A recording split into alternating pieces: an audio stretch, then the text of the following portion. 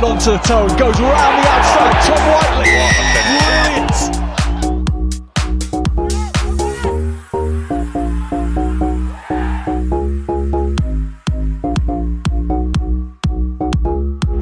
Goes right through the middle, 3 options either side, but it's Don Morris.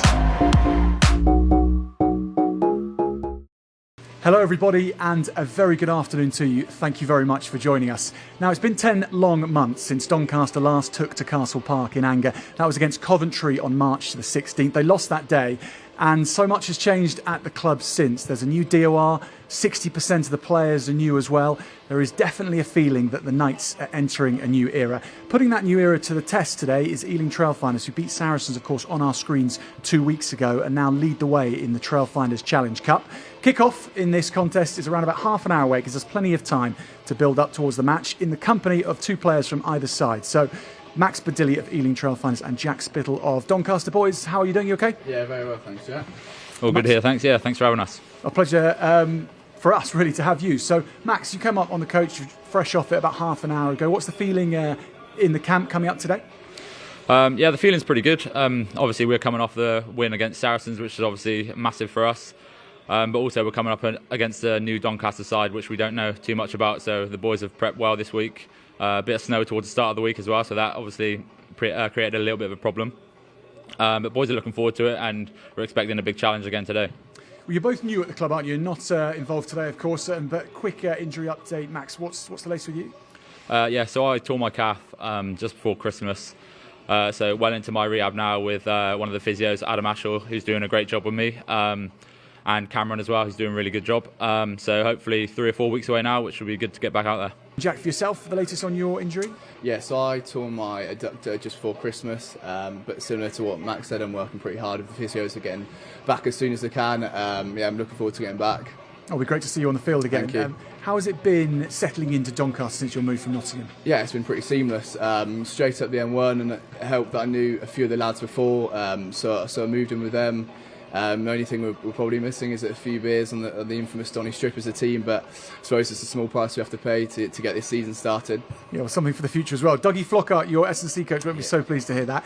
We've got a little video coming up about Dougie, actually. He's a long-time member of the club, retired from playing, of course, a legend up here in Doncaster. And it's not just about Dougie, it gives you a flavour of Doncaster Knights as a club and where they've come from over the last decade as well. So we'll roll that out now.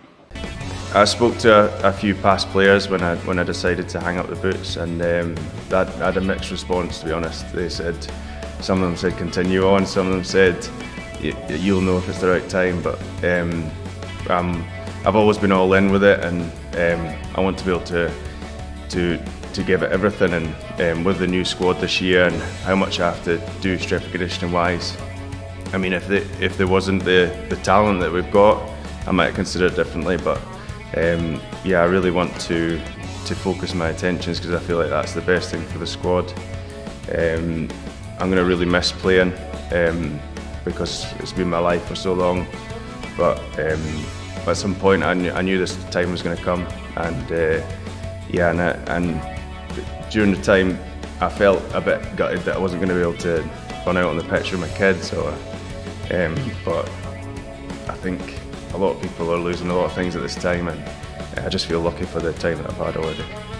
There's so many different things, so many games we've played in that have been really good games, and things that we've won in the last minute, and great times. And obviously when we were very successful that season, that was a real standout time for me. And I think the main thing you realise when you play for so long is that it's the people that are involved. So when you play with people for so long, you just create bonds, and it's like how could you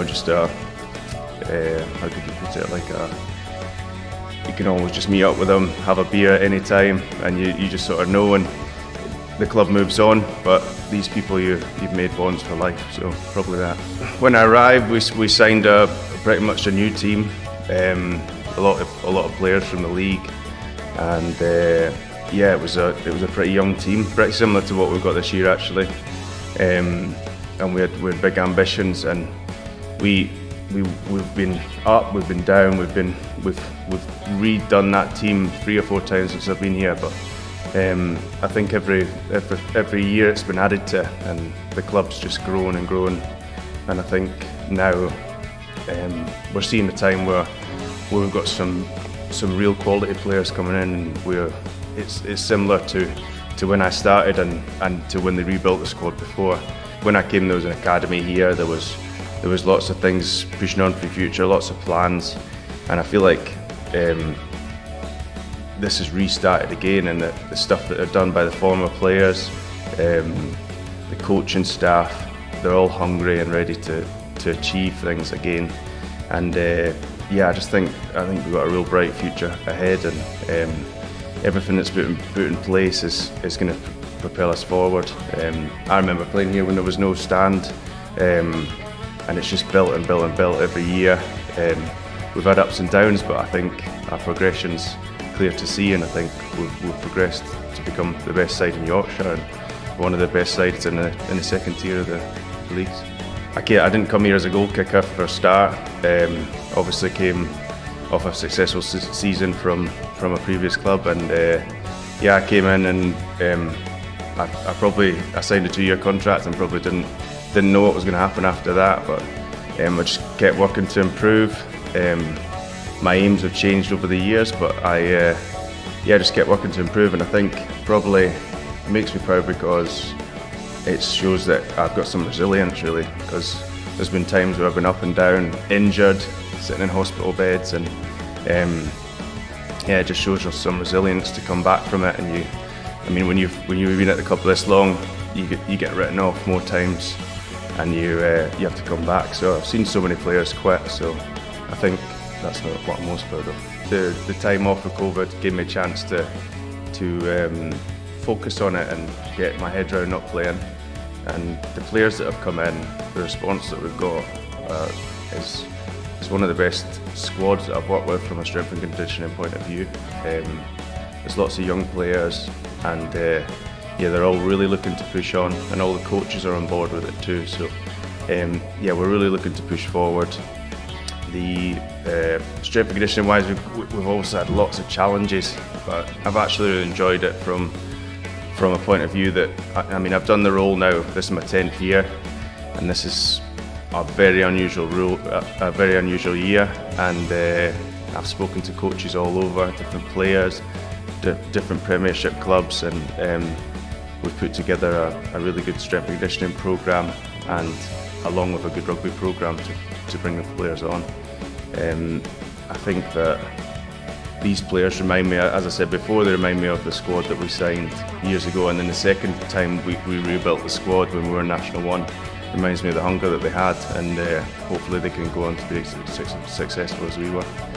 Well, the fans have been great over the years. We always see the similar faces at away games down in Cornwall or wherever we go, even across in Ireland or when we've been away with those, and I just think the support's fantastic. I think we're very lucky to have the support that we do, and also just at home games when you walk down, whether you win or lose, walking the gauntlet on home games is good because it's just thanks really for the expectations that you have every week. It drives you as a player, and just keep coming down and watching. And to young, the biggest thing about Doncaster is all the young players that come along. It's great to have them down at games and ball boying and doing all stuff like that. So it's got a real family atmosphere, which we need to continue. I think we've got a great balance with that between the professional sides and the lower sides.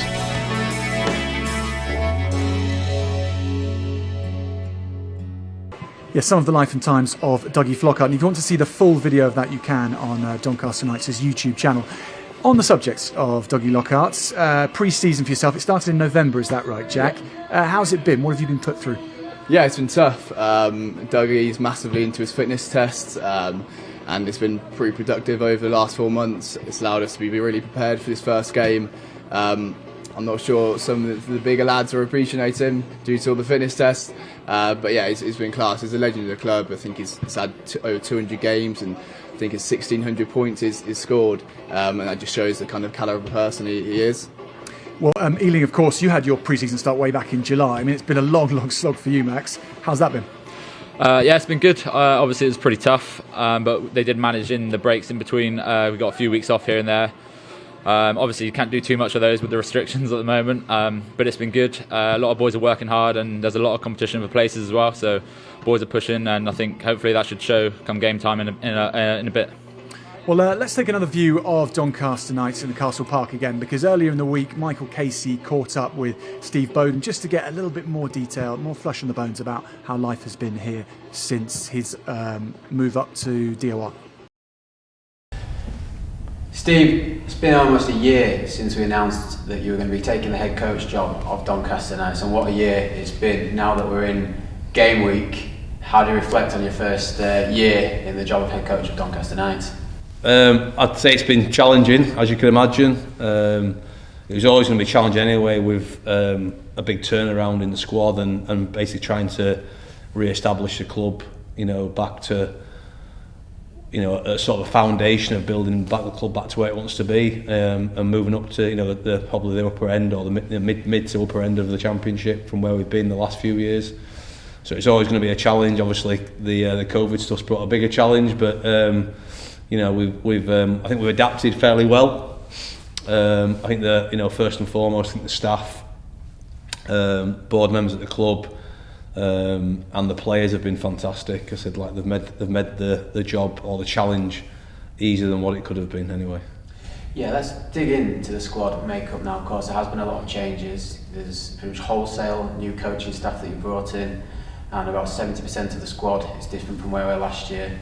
I think we brought the average age of the squad and probably the coaching staff down a good few years as well, and this was all very deliberate, I believe, wasn't it?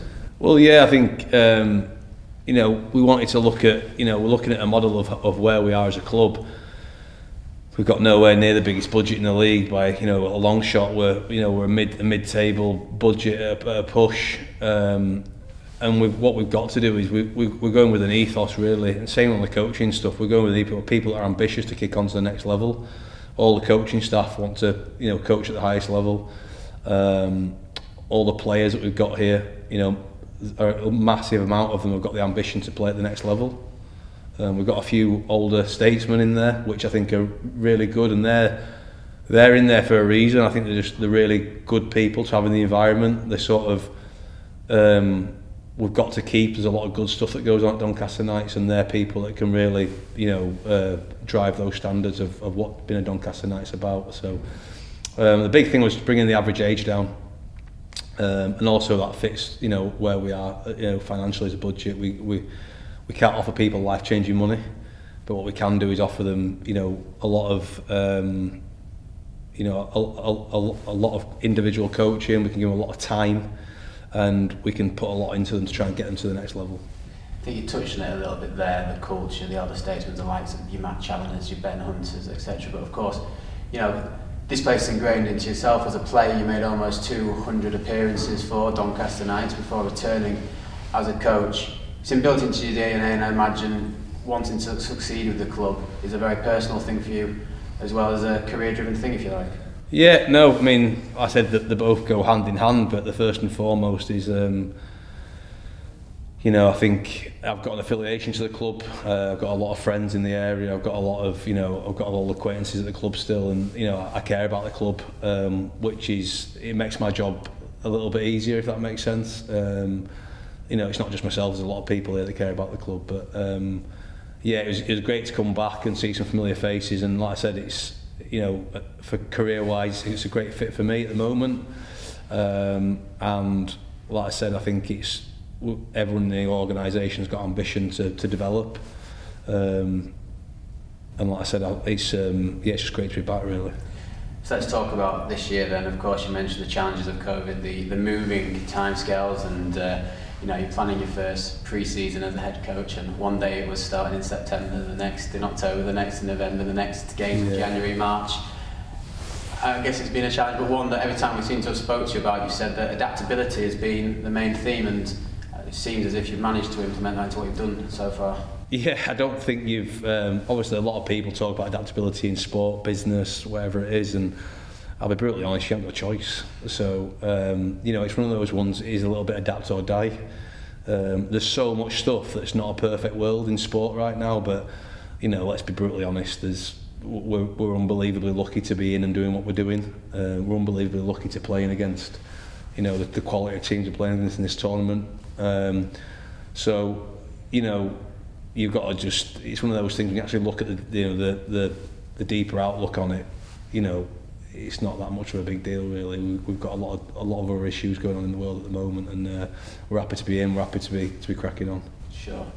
So this Saturday, it's your first game in charge. I don't imagine you've had any issue motivating the boys and training this morning. No, I think it's just great for us to have a focus. We haven't, we've got a ridiculously small squad compared to the two sides we're competing against.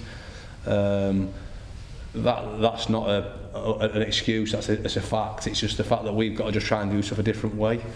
We haven't done that much contact. I've done a lot of preparation for contact, and that's probably the biggest sort of work on that we'll have come on throughout the game. And there's a lot of things that we're looking to try and tick off in these games without looking at the technical and tactical stuff, and that's probably touching on what we talked about earlier about rebuilding some of the club foundations. We've got a really young side, and I think the biggest thing is a lot of wins we can get in these games that doesn't involve rugby technically and tactically, if that makes sense. I think there's which the boys will talk about, and the staff talk about, but there's work rate, desire, hunger, those sort of things. I'll be really happy if we can show that in abundance throughout the games and consistently. And for this season, I know when we talk about targets, you always have more of a focus on what you wanted to see. So whether it's desire, it's work rate, and is that what you want, and that's what you're expecting, that's what you're going to benchmark yourself on beyond the Trailfinders Challenge Cup and into the Championship season when it starts? Yeah, I think there's a lot of stuff. We talk technically and tactically about a lot of things, and we put a lot of detail into those bits. But let's be honest, there's a lot of foundations which if you don't have it, it doesn't matter what you do technically and tactically. Do you know what I mean? So it's probably that's a big part of it. I think it's a big driver for sport. Anything, you've got to care. And if you care, then I think all the other little minor details usually they'll start to come. So yeah, it's a big driver for us throughout this competition and throughout the year. Is really just to put a little bit of back into the club and the community, and to show that we actually care about the club as players and staff, and show that we actually care about the community as players and staff. And I think if we can tick those off, I think that'll be a hell of a result. And if we do tick those off, I think most of the stuff will hopefully will look after itself. Do you know what I mean? But that's what I'd like to see. I think we need to build trust back between the club and the supporters. Thank you, Steve. A man with a lot on his plate, Steve Bowden. And of course, today couldn't really happen without the support of our sponsors who have helped put on the stream, have helped bring this tournament to vision as well. So we want to thank them. And here is a couple of adverts from those sponsors who have made it happen.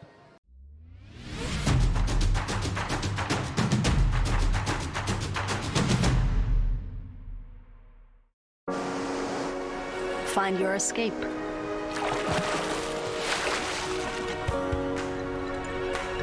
Find your surprise. Find your adventure. Find your exotic. Find your freedom. Find your wild side. Find yourself. Trust Trailfinders, guaranteeing your travel since 1970.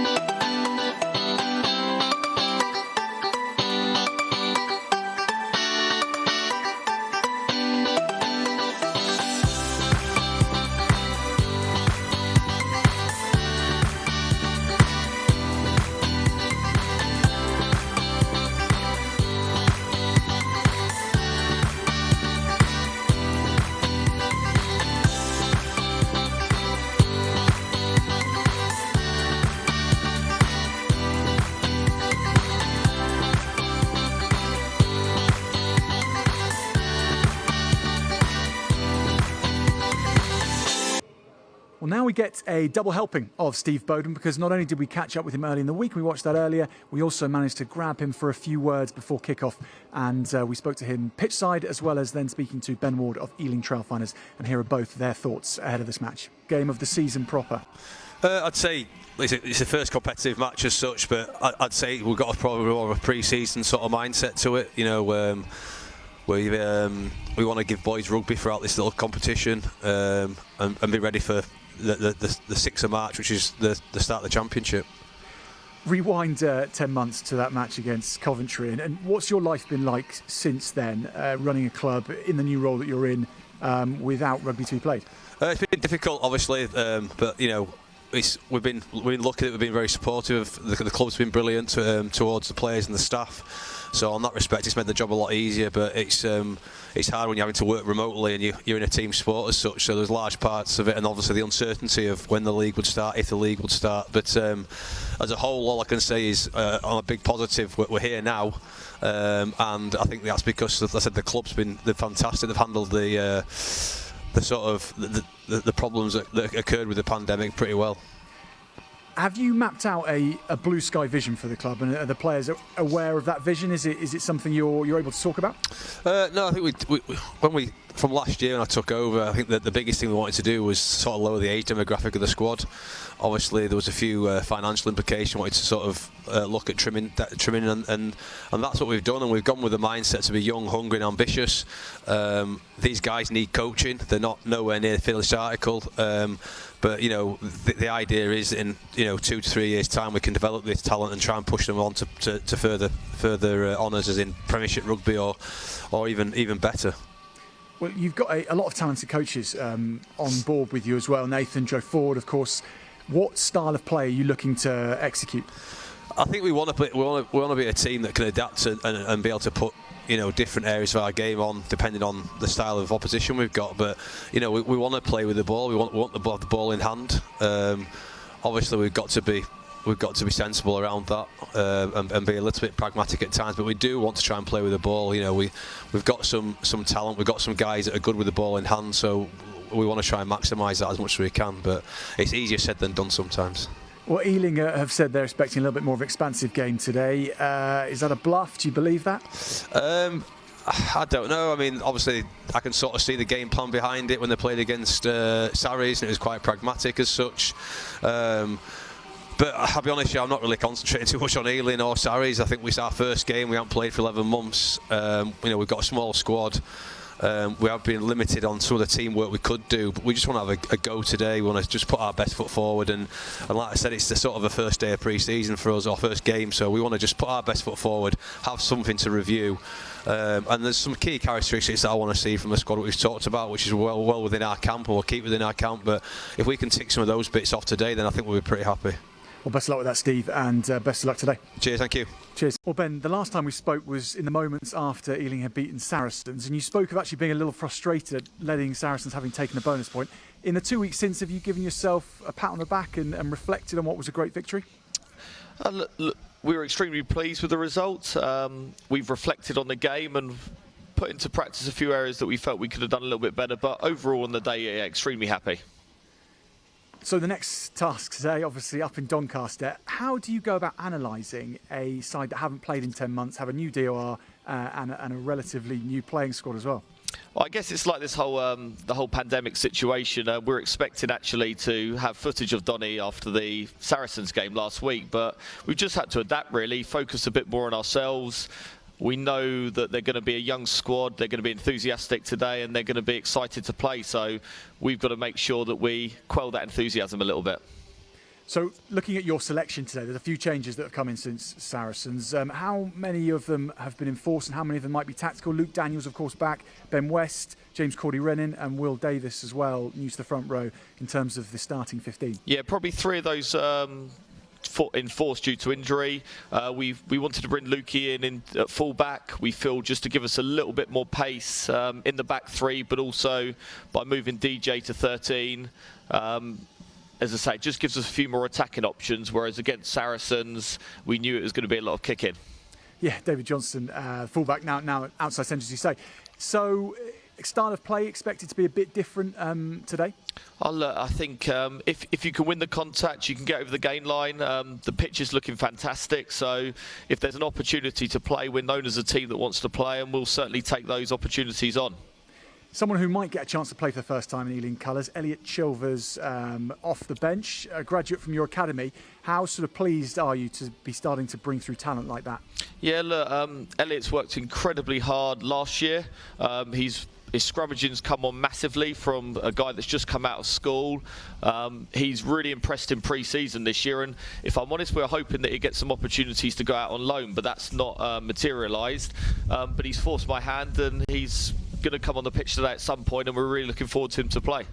All right, well, best of luck to yourself and best of luck to Elliot and the rest of the team. Thank you very much. Cheers. Cheers for your time.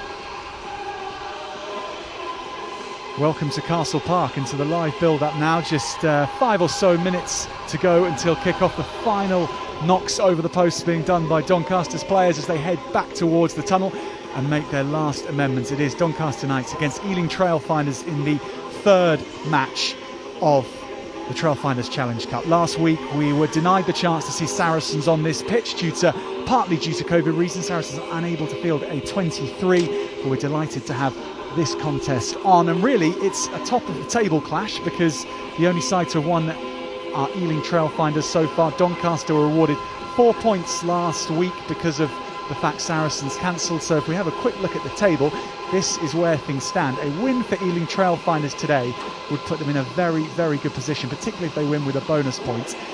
If it's a win for Doncaster, they are right back in the mix ahead of 2 rounds of action at the Stonex Stadium. That's Saracens' new home, coming up in the weeks ahead. So very exciting denouement to the Trailfinders Challenge Cup. It may be very, very tight in the end. Jack Spittle and Max Bodilli are once again alongside me, and we'll get your thoughts, gents, in a moment of the action that is to come. Both of you perhaps in action on some of these fixtures that we're seeing on screen now on the 13th and the 20th. Perhaps it might be a little too early, but we'll keep our fingers crossed for you. So, 2 today. And let's have a look at the starting 15s. Starting with the hosts, then Doncaster. And there are 16 fresh faces to a Knights jersey in the 23. Tom Bacon at fullback is on loan from Wasps and is highly rated by Steve Bowden. Aaron Reid is also a loan signing from Sale Sharks on the left wing, whilst Welshman Kyle Evans is on the right wing. Charlie Foley and Mark Best partner up in the centres. Foley was one of the first players to be re-signed by Steve Bowden in April, whilst Best is new in the side, having signed from Jersey. Sam Olver provides a familiar presence at number 10, with new signing James Mitchell coming in from Northampton Saints. The back row of Will Britton, Sam Graham and Guido Volpe offer a mighty combined ball-carrying threat. Moving into the second row, and Matt Challoner and Matt Smith are some of the most consistent performers in the Championship. And then up front it's Joe Jones, Will Holling and Conrad Cade. Looking at Ealing Trailfinders then, Ben Ward picks largely the same side who beat Saracens 27-26. There are 5 changes to that starting 15 though. Luke Daniels is one of them at fullback. He's in his second stint at the club after 2 years at Bristol in the Premiership. His wingers are James Corey-Reddin, who is in for the injured Angus Kernahan, and Dean Hammond, the former Worcester winger. David Johnson moves from fullback to outside centre, will bring his defensive prowess to that, whilst Fraser Strachan drops to the bench. Pat Howard retains his place at inside centre. Craig Willis and Craig Hampson conjured the perfect game plan against Saracens, but will look to play a little more expansively today, you feel. The back row is perfectly balanced, really, with the captain Rain Smith, Guy Thompson, formerly of Wasps and Leicester, and Kieran Murphy, a workhorse in all regards 2 weeks ago. In the second row, Ben West replaces Simon Linsell, with Bobby De Vere keeping his place. And in the front row are Elliot Miller-Mills, 2-try hero against Saracens, Alan Walker and Will Davis promoted to starting duties with Carl White injured. A look then at the substitutes who may be having quite an impact on this game. Josh Peters, George Roberts and Andrew Foster are like-for-like replacements in the front row. Then it's John Kelly, Jack Davies, Gus Waugh, Billy Mcbride, son of Robin Mcbride, and Harry Strong round off the bench. And then it's Sean Moulton, Elliot Childress, possible debut for Elliot Childress coming up. Then George Davis, Abongili Nonkontwana, Adam Korchik, Jordan Burns, Stephen Schindler and Fraser Strachan. So here come Ealing Trailfinders in their uncustomary orange. Rain Smid will lead them out under the posts. And it's time now to welcome properly Max Bodilli and Jack Spittle to the gantry. Gentlemen, are you looking forward to this one? Yeah, really looking forward to it. It's a big challenge in front of us today, but we've prepared very well for this, so it's really exciting. Yeah, it certainly has been a long time coming. November, the start of your pre-season, Jack, and for Ealing having a few games under your belt. Max, you played in those Newcastle matches before the Trailfinders Challenge Cup as well. You guys are 4 games in really to pre-season. There's an advantage there. Yeah, I'd say so. We've obviously built a bit of momentum with the Newcastle games, two against Bristol, and then obviously the Saracens game last 2 weeks ago. So boys are running high off that. But we know this week's going to be a big test, and boys are looking forward to going out there again. Some creative attacking talents in the Trailfinders backline. Craig Willis, perhaps chief amongst them. How good has he been coming in from Newcastle, from your perspective, having trained with him a few times, Max? Yeah, Craig's been really good actually. We've got 2 quality 10s in Stephen Schindler as well. So those 2 really push each other. Craig's gone really well in the 2 Newcastle games, and he played obviously very well last week, leading us around the park against Saracens. So hopefully if he can produce more of that, then we'll be on to a winner today. And Jack, pick a few creative people to watch out for in the Doncaster ranks. I'd say Sam Olver, consistently playing well, trains well, he's got a great kick in him, and he controls it really well. I think today is massively important about playing in the right areas. I think if we could do that, it will put us in good stead. So Craig Willis in the centre of the park. Hamish Smales, our referee this afternoon. So after 10 months of waiting for Doncaster Knights and their fans, it's been a long time. They are back in action at Castle Park, and Craig Willis goes straight to the Doncaster forwards. It's a knock on right from the off. Penalty to Ealing Trailfinders. 10 metres. Not the ideal start. That's 10 months of inaction perhaps being played out. Yeah, it looks like it's just a bit of an inaccuracy, to be honest. Hopefully we get these out early doors and crack on. It was one of the features of Ealing Trailfinders playing against Saracens, how well they started. They were very precise at kick-off. 6 goals. Yeah, I think we've spoken about maybe getting in fast starts, especially against Saracens and Doncaster again today. It's going to be very important that we get ahead of the game early. Well, the ball is already in the hands of Alan Walker, and that's always dangerous. He gets the offload too. Elliot Mills does likewise, and Davis then tries to knock it back in field.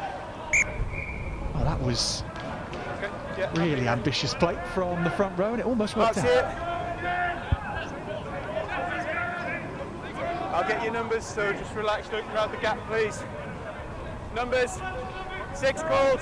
Alan Walker with quite a job on his hands again today. He rose manfully to the challenge in the last match, very rarely erring from the line out. And this time, Trailfinders try and get their sleds in a line and shunt towards the line. So effective with this part of the game.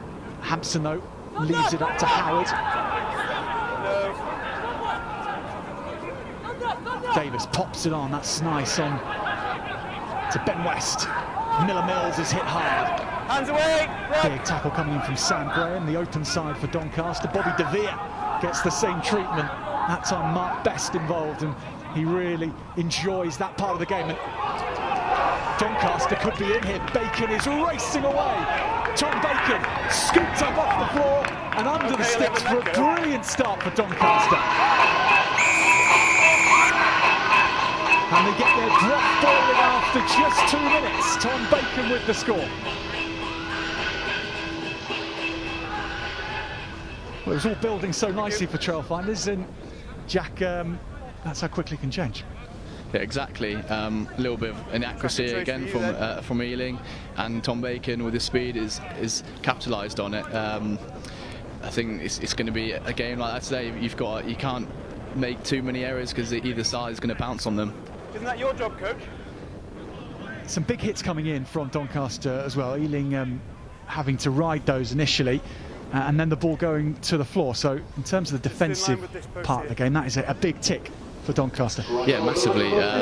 Physicality is going to be a big part of this game. Ealing are probably going to be bringing intensity that we haven't seen for a long time at Castle Park. So if we can nullify those big ball carriers and stop their momentum, I think it'll allow us to really get into our groove.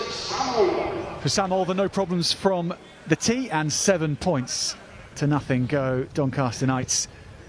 After 10 months, that represents a good 2 minutes of work. And here we see again how it happened. Bacon scooping up, and then after that, there was very little that Dean Hammond could do. And I suppose Carl Evans is always going to get away with that one. Just a bit of blocking, but not picked up on by Hamish Smales. Guido Volpi gets it over the 22. James Mitchell, one of the summer signings at scrum half for Doncaster. Use it, 9. Brother of Alex Mitchell. Let go. Very much featuring in the plans at Northampton, his brother. But James has come here to Doncaster, and that is a very, very good kick. Be up. 8 step, please. 2 step. Thank you. 5. There's a lot of speculation in the media after the Saracens game as to whether Alan Walker might be in line for a Scotland selection. He insisted that there was nothing to it, and a lot was made of it. I suppose that's what can happen with rumours, but he is such a good player, and here he is on the rampage again. Lovely line-out work from Trailfinders. Hampson goes round the back to Willis, who goes flat, and nice jink from Howard. Trailfinders switch play. Hampson to De Vere, and he's only going backwards in the 2 carries he's had so far. Bobby De Vere, the hulking South African, was really to the fore against Saracens. Murphy takes a good line. This is most definitely a greater intention to run with the ball from Trailfinders, and Hampson hasn't made touch in any way he wanted to. Right out on the full. He was word perfect 2 weeks ago, but not so on that occasion. Okay, time's off. So here's the try again. Time is Yeah, off. just a little bit of inaccuracy from us. We spoke about being patient in there, Okay. and we've just lacked a little bit of that there. So, and Doncaster have obviously punished us. Is it all right? You're happy with him? Okay. Thanks. Well done. So just some of the sponsors Time is on. coming Water across off, our screen please. now who make this 4. live stream possible. Step. We are very, very grateful Step to their off. support for both Step up, clubs. 5. Get out the gap. So this time Doncaster's ball on the halfway line. Will Holling, gathered in by Challen in his 11th season with Doncaster Knights. Mitchell goes to the blind side, and Matt Smith has just knocked the ball forward in contact. Lock on. It's a frustrating set for Doncaster. Max and Jack, both you two know what it's like to go the length of the field to score a try, and Tom Bacon hasn't quite gone the length of the field there, but it's always one for the lungs, especially so early in the game. Yeah, definitely. I know Tom Bacon's a pretty fit lad, so he should be all right. It allows him to get in the game and get into his groove, so I think that will do him wonders, and his confidence wonders. Normally, you're just looking behind and hope that no one's chasing you, but Dino's putting a bit of work there. Unfortunately, not just come up short. Crouch. Yeah, and if you are watching this stream at half time, make a note for your books. Get on to YouTube and look at the championship try of the season for last year. It was Jack Spittles, the man up here in commentary with us, and it is quite something. Over 100 metres Just gone round, there's no go against forward on Yorkshire that far Carnegie. side. Reset, same ball. Pretty special, that. Yeah, it was like Bacon. Actually, I was blown by the end of it. But yeah, it was kind of a one-off try. Hopefully, I can get one of those in again this season, but we'll have to wait and see. There are a special category of tries which start from inside your own try line and go the distance. That is save it for half time. It's quite something to view. And if you want to let us know where you're watching from, who you're supporting, what you think of the game, you can just get on Twitter and use the hashtag DonVETF and we will try and get to some of your questions later on in the half, maybe half time and maybe the second half as well. It does depend on the action somewhat, and as we are enjoying a slower start or slower phase of this start to the match, it's a good time to get it in. Questions for Jack Spittle and Max Bodilli, if you have any. Craig Hampson with the ball in his hand, Max, was full of praise for yourself actually ahead of the last match. You mentioned your introduction to the squad having been one of real nice impetus, and said you really brought something to the squad. Here go Ealing again. Luke Daniels to the line. Hammond is knocked back hard. 12. Well, Doncaster's defensive set so far impenetrable. You're going to have the ball back here as well. So just talk us through this one from a defensive perspective, Jack. Yeah, Tom Bacon does really well. He closes the edge just at the right time. His timing's perfect, and you've got that blindside winger covering for that chip, and it gives him the confidence to get up and shut it down, just like we practice in our training. In the pre-match chats, Steve Bowden was saying that it did feel more like a pre-season fixture than perhaps the start of the season, whereas for Ealing, I think this competition very much has all the hallmarks of a full season being up and running, having had your pre-season matches against Newcastle and Bristol A earlier on. Very much looking to this competition to win it. And there is some prize money at stake here, £20,000 for the winner of the Trailfinders Challenge Cup. Top of the line. And that, of course, will bring us almost up to the start of the championship season, which we hope will be the 6th of March. Stay where we are, Blue, we're good there. So Alan Walker. Stay 10, please, 9. Again to De Vere. Taken down, and that's Guy Thompson.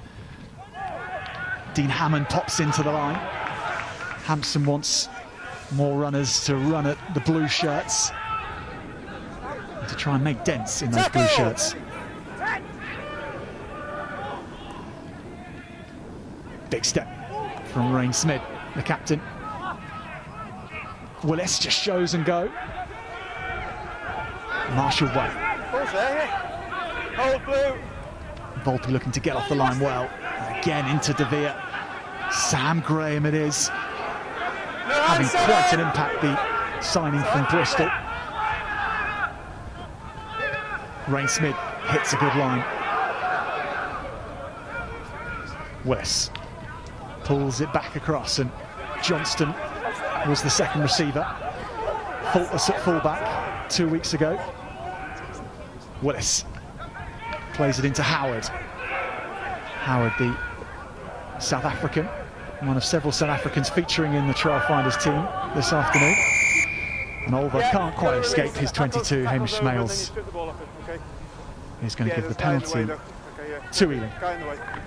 And the errors that time were eliminated. Maxon, and the pressure told in the end.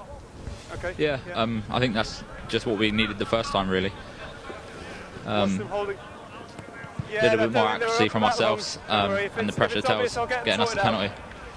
It's a little bit cute, wasn't it, from Matt Challoner, I think. All that experience, but I don't think you can fool the ref in that position, ripping it off on the floor. Thank you. Perfect.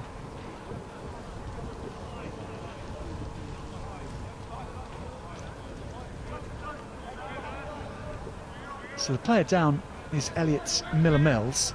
He's had a big week.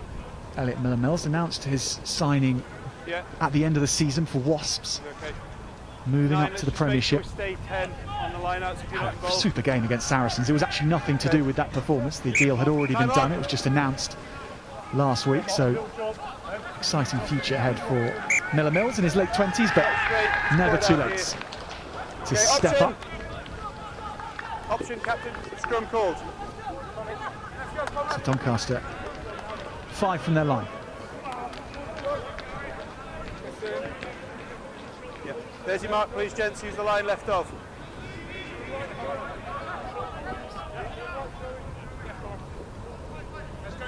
He's left of the mark. Everyone's set up all right. You should be there. Yes, Con.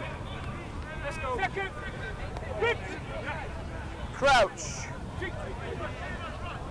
Bind. Set. Big set from Ealing. Use it. Ball's been played. Volpe manages to get it away, and Mitchell does well too. Wait, stop. Can only really boot it into the sidelines. Pressure telling for Ealing. That's a scrum again. Top of the line, please, Blue. Top They're of the impressive line. against Saracens and putting the squeeze on Doncaster there. Yeah, good pressure from us. Not letting them out as easy as last time. So we got a second chance here now. Just hope Lunny can hit the set piece and we can get moving forward again. Very good of you to take that one, Max. Question about the forwards. Good man.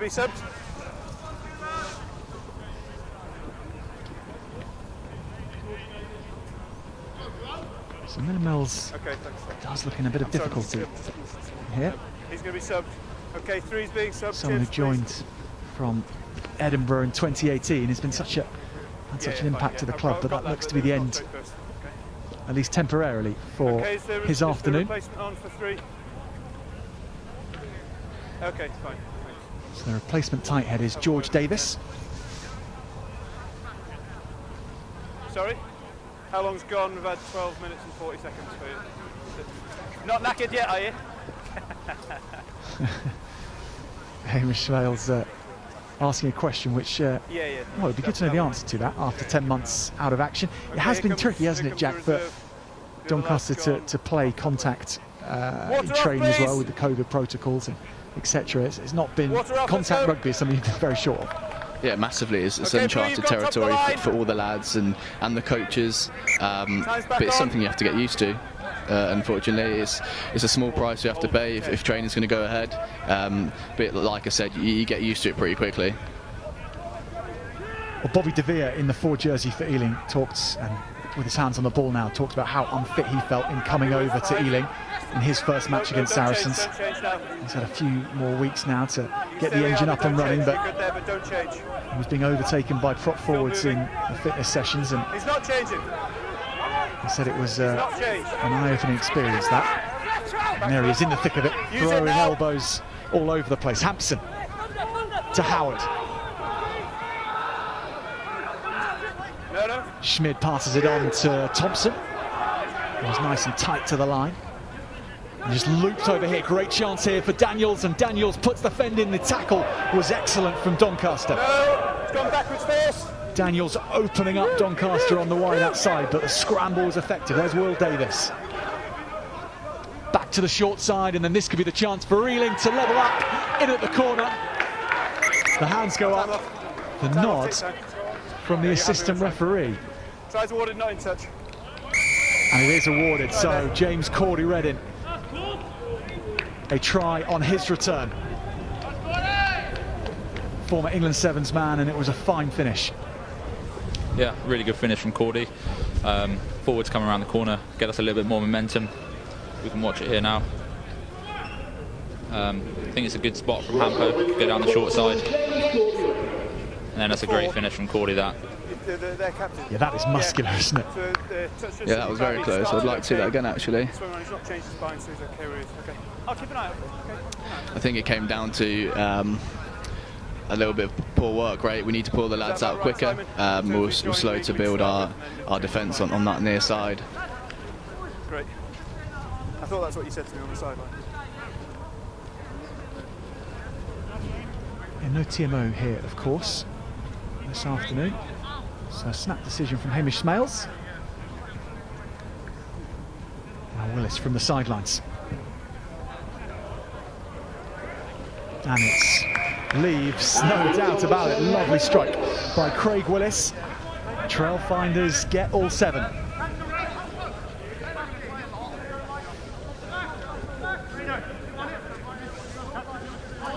It's pretty close, that. We'll take it though. Jack, your reaction? Yeah, very, very close. I think Ealing maybe got away with one there. But like I said, it's a little bit of a lack of work rate, so we need to work on that before anything. Yeah, certainly it did look for someone's leg to be in touch. I mean, we might get a chance to see that again at half-time and reanalyse it, but try stands, 7 tries, 7 points apiece. Use it. Trailfinders on the ball. Hampson, former Wasps man. Lovely box kick, that's worked out well for Trailfinders. De Vere. George Davis on a little earlier than he would have expected. But Doncaster slapping the chains on in the middle of the field. That's great work on the floor. Sit that round his neck. Just on the neck. Yeah, it's very close. His leg's just coming across now. To me, that looks out, if I'm being honest. Ball's back in, back play there, lads. Someone wants to go and get it. Well, it's your club, lads. It's your club. Spent too much on you, haven't they? Well, Avery Smales is in good form out in the middle of the pitch. I hope that's coming through on the transmission. Just saying, they've spent too much on you, haven't they?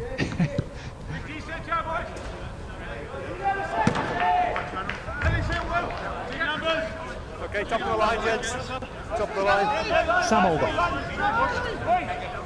Good nudge to the corner. Brings Doncaster to within 10 and a turning down of the points. A sign of Doncaster's intention to play here. When they've been at their best in previous seasons, Doncaster, when they made the championship semi-finals, they were an all-court side, able to play it in any way they wished. Up front, they had the weapons they needed, and out wide, they could certainly stretch teams. And that's the type of rugby that Steve Bowden is looking to bring back to Castle Park after a few years of stagnation. Finished 10th last season, of course, Doncaster. And the season before, I think 9th then. It's been a couple of years of not quite achieving what they would have hoped for. It's a side which has a budget which should really put them in the middle of the table. So when they go above that, it's overperforming, and anything below that, they'd be looking to do better. They're on new broom, of course, as well, with so many new faces in the side. And a few old ones too. Nate Smith, he's new, but coming from Yorkshire Carnegie, certainly offers a bit of experience, and the door is shut there by Craig Willis. And the penalty works by Guy Thompson. All that experience of the 34-year-old. Crawling along the floor. You got tackled there, you've ended up here. It has created a nightmare for Doncaster there. Here's a mark. Yeah, that's one thing that Guy's really brought to Trailfinders this year. Real threat over the ball. Anyone that falls in front of him, he's a real nugget to get off. So good to have him on board. Yeah, somebody made 100+ appearances for Wasps, and then 1.5 seasons at Leicester, Guy Thompson. We'll potentially get a chance to see that again here. Oh no, it's just the try. Looks like Leicester will try every time we show it, I think, so we can stop that one. Trailfinders at it again though. Hampson back inside. Smid again, he's offering himself up ever more, Ryan Smid. Devastating when he gets in behind the defence. Here they go again. Daniels has to juggle. Good tackle from Foley. You missed first time. Mark Best just being handled, and that's all the way through. Will Davis for Trailfinders, rolling, rising, and scoring. Wonderful from Will Davis. The loose heads back in the starting 15 and on the score sheet with a great try. Hell of a finish from Will, that. I think by Monday he'll be telling us that he's gone the length of the field, but very worthy try nonetheless.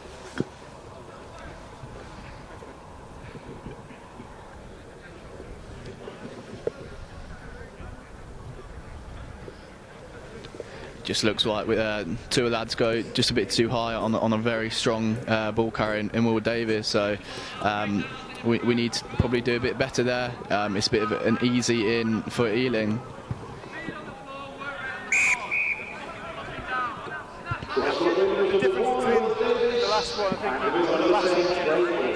Craig Willis comfortably with the conversion, and 14 points to 7 go Trailfinders.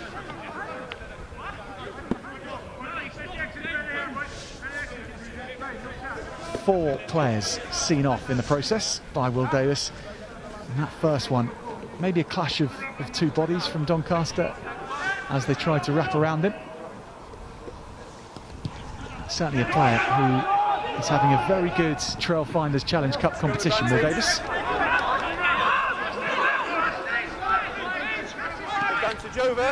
Willis pumps it over towards Tom Bacon, the try scorer for Doncaster after 2 minutes. And the Wasps' Loney chases his own kick. Willis from the Newcastle man has to aim for halfway and does very well.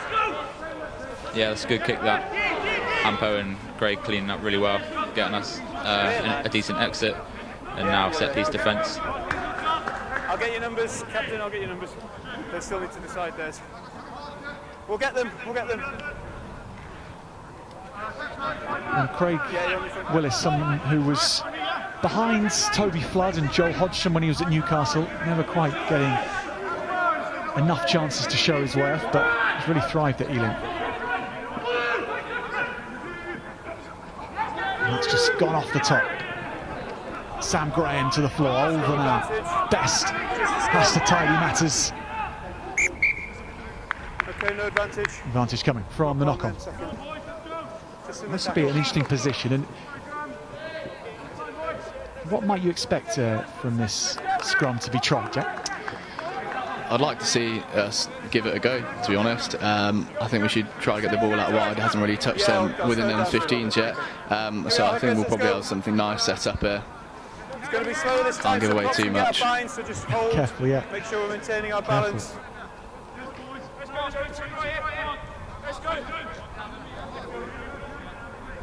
Joe Jones, Will Holling and Conrad Cade from Doncaster's side in the front row, up against Will Davis, Alan Walker and now George Davis.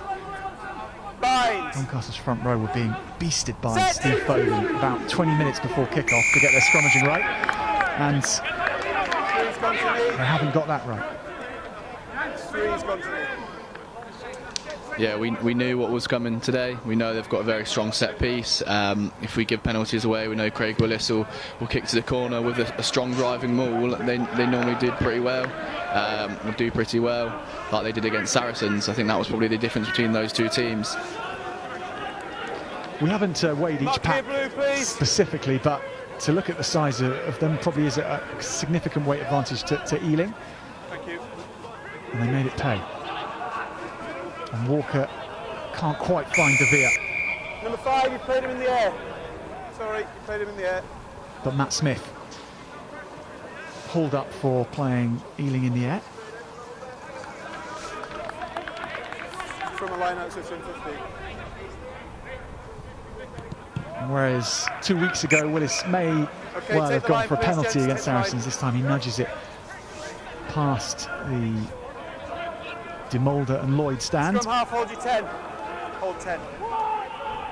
Almost out into the car park. Taken down well. Ben West in the number 5 jersey and spinning through now. Walker is almost released. Davis is there to play scrum half. He burrows forward, makes a good few yards, and then this is Kieran Murphy, and he has teammates with him to edge him closer. De Vere, Guy Thompson is there. George Davis as well, and De Vere drives forward, and De Vere's over. Trailfinders get a 3rd score. And that is rapid fire work from the visitors. Powerful forward play, shot after shot at the line. And the dam burst. Like I said earlier, when Ealing get momentum and generate quick ball, they're a very hard team to stop, and this is a prime example of that. Yeah, you can just see here, a bit more patient, setting up, getting supporters in, and good leg drive. Really good leg drive from Bobby there. Tough man to stop.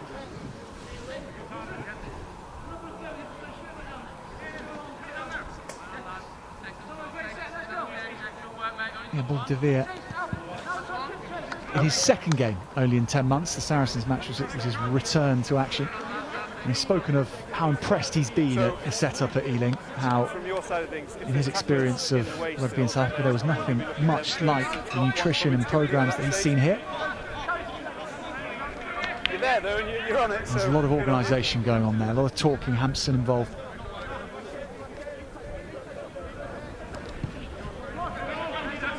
Well, actually, I think Craig Hampson may have been leading his forwards to it for a large part of that. Kickoff has taken place in the meantime. Use it! Hampson has hung that nicely. Bacon has had to come forward, but Cordy Reddin's so good under the high ball. Hampson goes for take two, and Olver is having to turn. This will bounce kindly. And Olver tries to play, but the tangerine shirts envelop him. Step! James Mitchell. Matt Challen, the captain.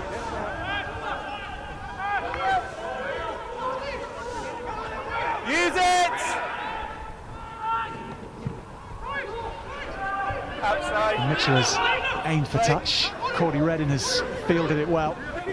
Gets the offload, nicely done from Cordy Reddin, and Trailfinders set off. Sweeping across the middle of the pitch. Doncaster's defence is back on top in that scenario. Howard. Cordy Reddin. Taken down by Smith. Johnston shapes the kick and is then enveloped. Penalty coming. It is one wave of orange at the moment. Yeah, unfortunately, it is a few penalties that are going Ealing's way, and unfortunately, like I said, Craig Willis would just kick to the corner and they'll stick to what they're good at.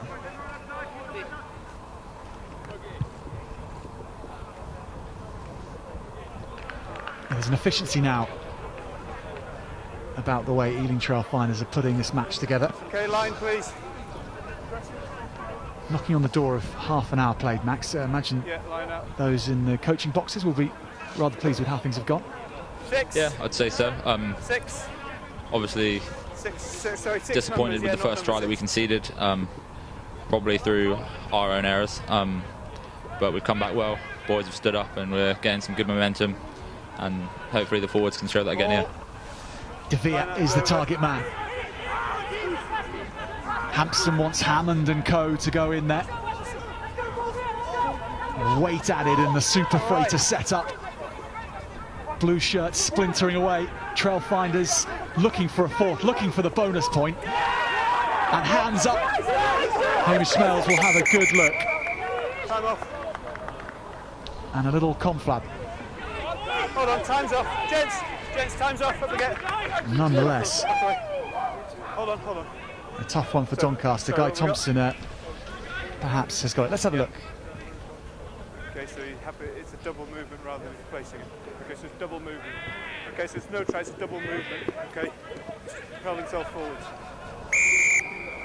Double movement. 10 metres, please, gents. Thank you. No dice for Guy Thompson. 10 minutes. Just over.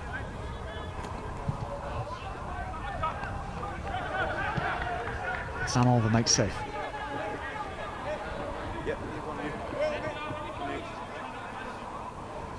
It's an interesting match-up this, not just for the context of now, or even for the second match down at Vallis Way in a couple of weeks, but these two teams in the same conference in the championship when that does restart, and could well be vying for topping that conference, and whoever tops that conference will then go through to the playoffs. So there's lots of meaning behind this contest for the rest of the season. This is a lovely turnover ball for Ealing and looped over to Luke Daniels, and Reed makes a good tackle in the end. No! Best frustrates Hampson. Alan Walker. Challoner, and when Doncaster get numbers around Ealing, they stifle all attacking instincts. Willis goes ahead, and Rain Smith was after that. Olver had read it well. Yeah, penalties are just killing Doncaster at the moment. Trailfinders boys are getting around the corner, building momentum, and we're just rolling onto the ball at the moment. We're riding the wave and boys are working hard.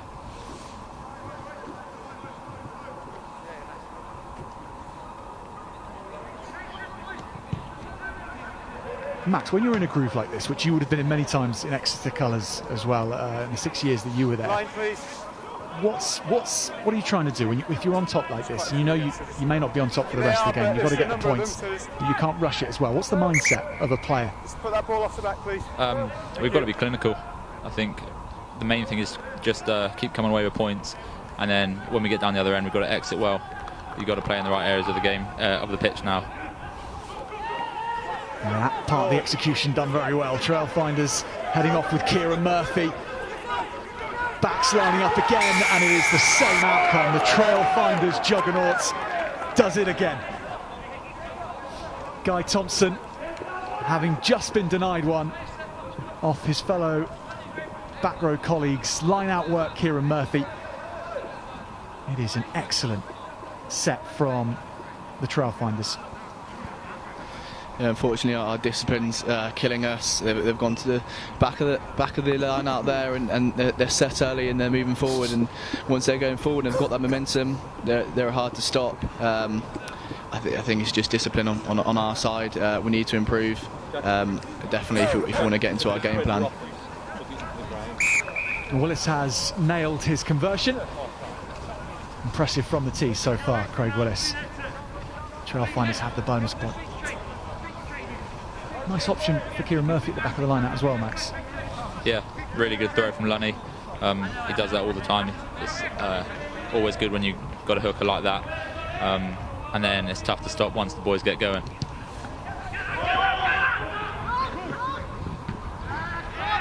Wayne Smith. Tackled by Conor O'Cade. Use it! No, it's inside. Use it. Ball's out. Sam Olver comes forward. He has Bacon with him. No, 6!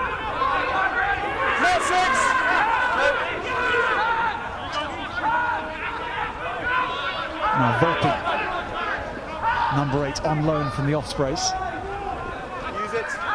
Big ball carrying presence, but he's not been able to put it to work too much. And again, Trailfinders strip their opposition. Daniels is now racing onto it. Trailfinders on the move. Hammond has a 2-on-1 if he chooses to give it. He goes straight. Split up. Okay, penalty only. High tackle. High tackle was done by Carl Evans.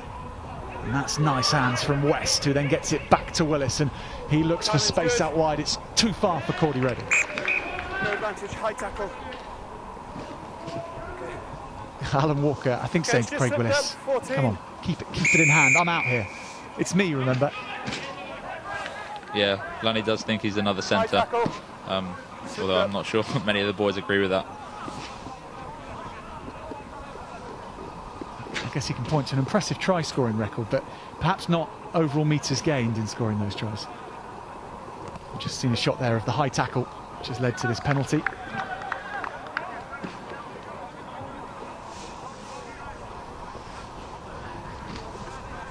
It's a very silent Castle Park, which I'm sure everyone is aware of, a very empty Castle Park. 5 calls. And for that, On your front man, gents, on your front man. Something to look forward to when fans can come back. Simply putting this on, though, has been such an effort from both clubs. So many protocols to have gone through, all COVID related. Very impressive setup, actually. Let's go, Orange. Come on. With the demystifying sprays that players walked through as they came in.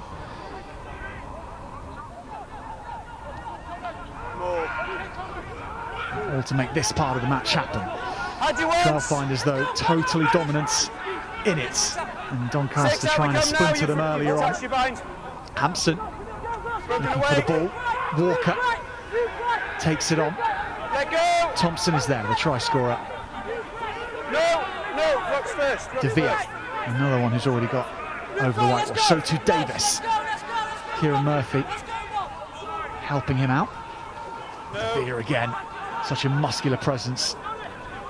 Rolls forward and gains a few extra yards. Orange, arrive up! 5 metres away from Doncaster's line.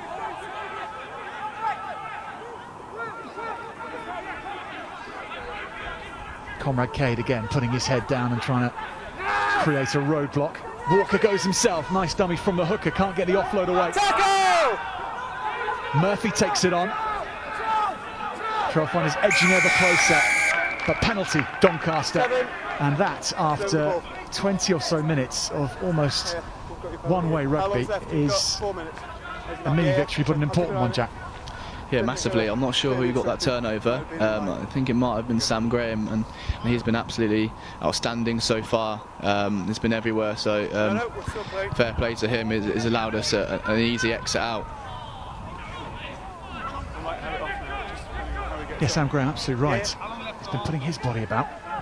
Number 7, Paul Bath Academy player. 3.5 minutes left. He's actually someone who, at one point in his rugby career, was working as a chef in a 5-star hotel Time back on. before switching up life to go to Auckland and play rugby out there, and then attracting the interest of Bristol before finding his way to Doncaster. 2 metres, please. Hooker in the 9 position. Having a very good afternoon so far in a difficult circumstance. Will Britton taking the ball down, and penalty to the Knights. Yeah, because it's a line out offence. So number 5's offside at the line out. It's not over.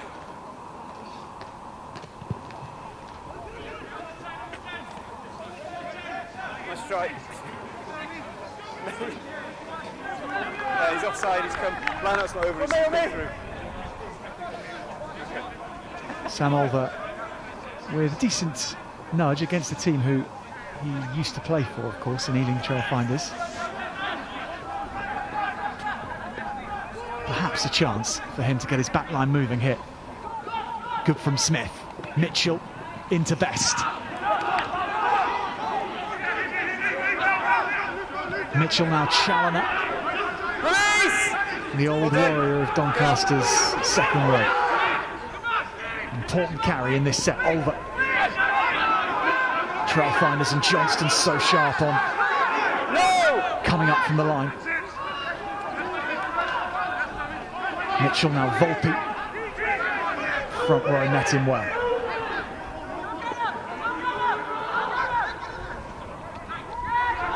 Olver wants the bigger shirted players to carry the ball forward. None bigger than Guido Volpe. Carrying at high speed. Challoner plays scrum half. Little route found by Sam Graham. That was nice from the open side.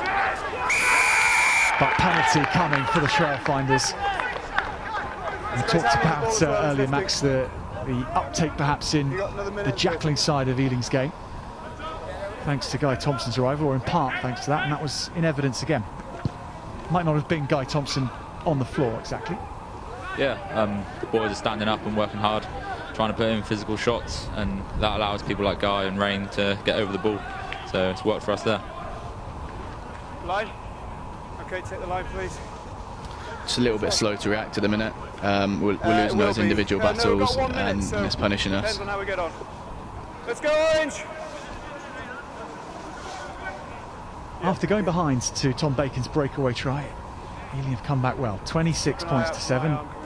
Maybe a chance to go beyond the 30-point mark before half-time.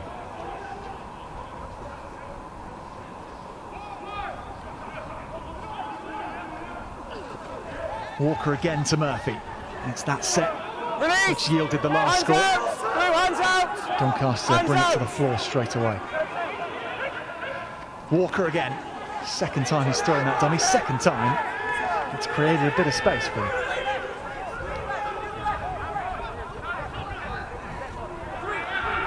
Davis is latching on to De Vere.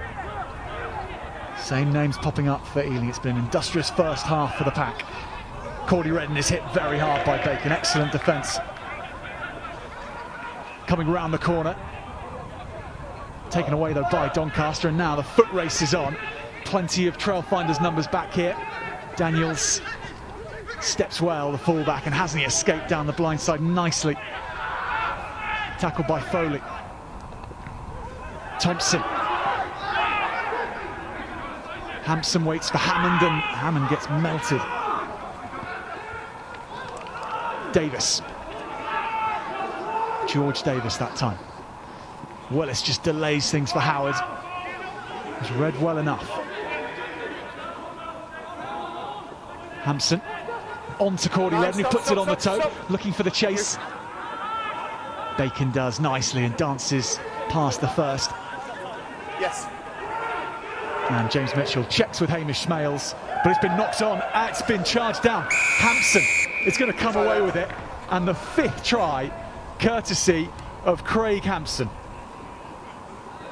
Well, just as James Mitchell was checking to see if he could kick the ball out, Hampson pounced. Yeah, we're just seeing it here now. Good build-up play. Cordy gets the kick away nicely. Sorry? No? And then really good follow-up. Okay. It looks like we've rushed that there. We've got no blockers in, and that's allowed Craig to get on his foot, which was not ideal. We need to start bouncing back after this, after half time. It's going down to a little bit of inaccuracy, which we need to sort out.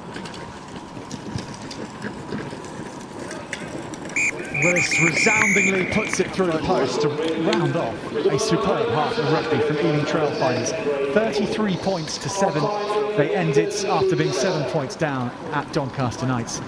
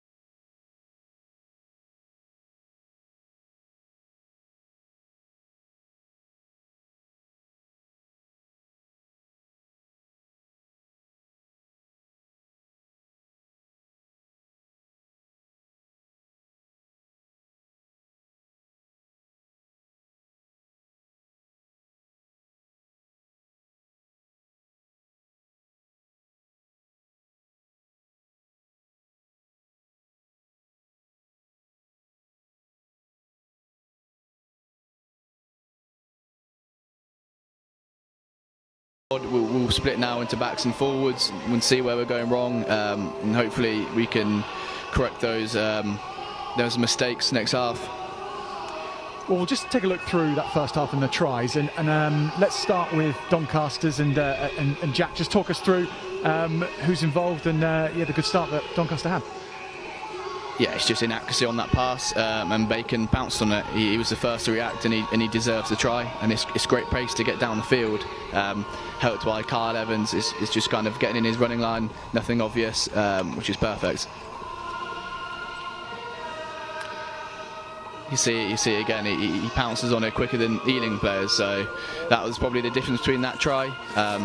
And Bacon's got the gas to go the whole length. I'm glad it fell to him and not to one of the forwards.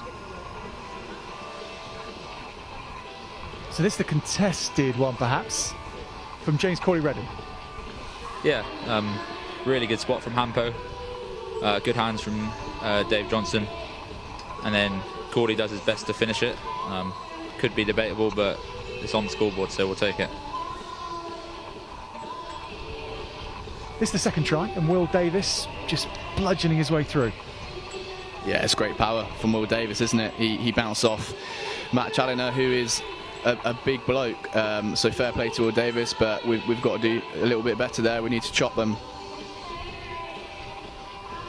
Ealing really in their groove by this stage, and the short range power being shown. Bobby DeVere eventually getting over. Yeah, this is something that we spend a lot of time on in training, making sure we get it right and stay patient in there. And Bobby's shown really good leg drive there to get over the line and finish it.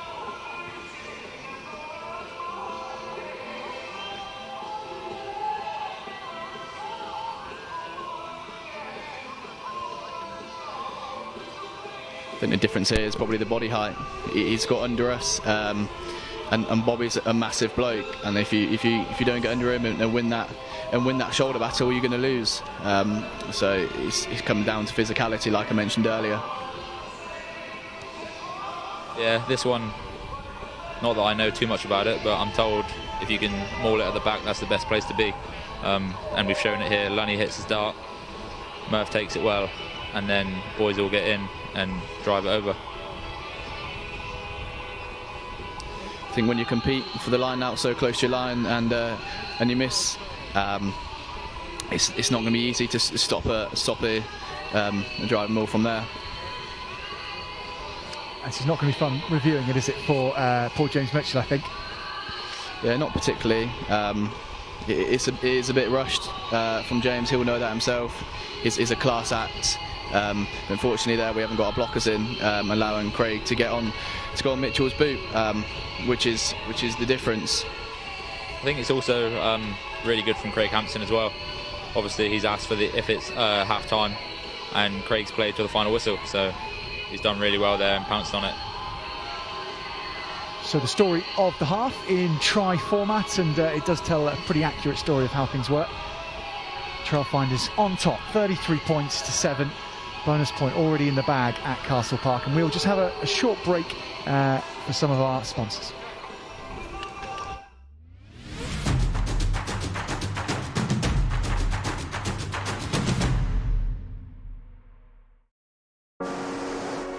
Find your escape.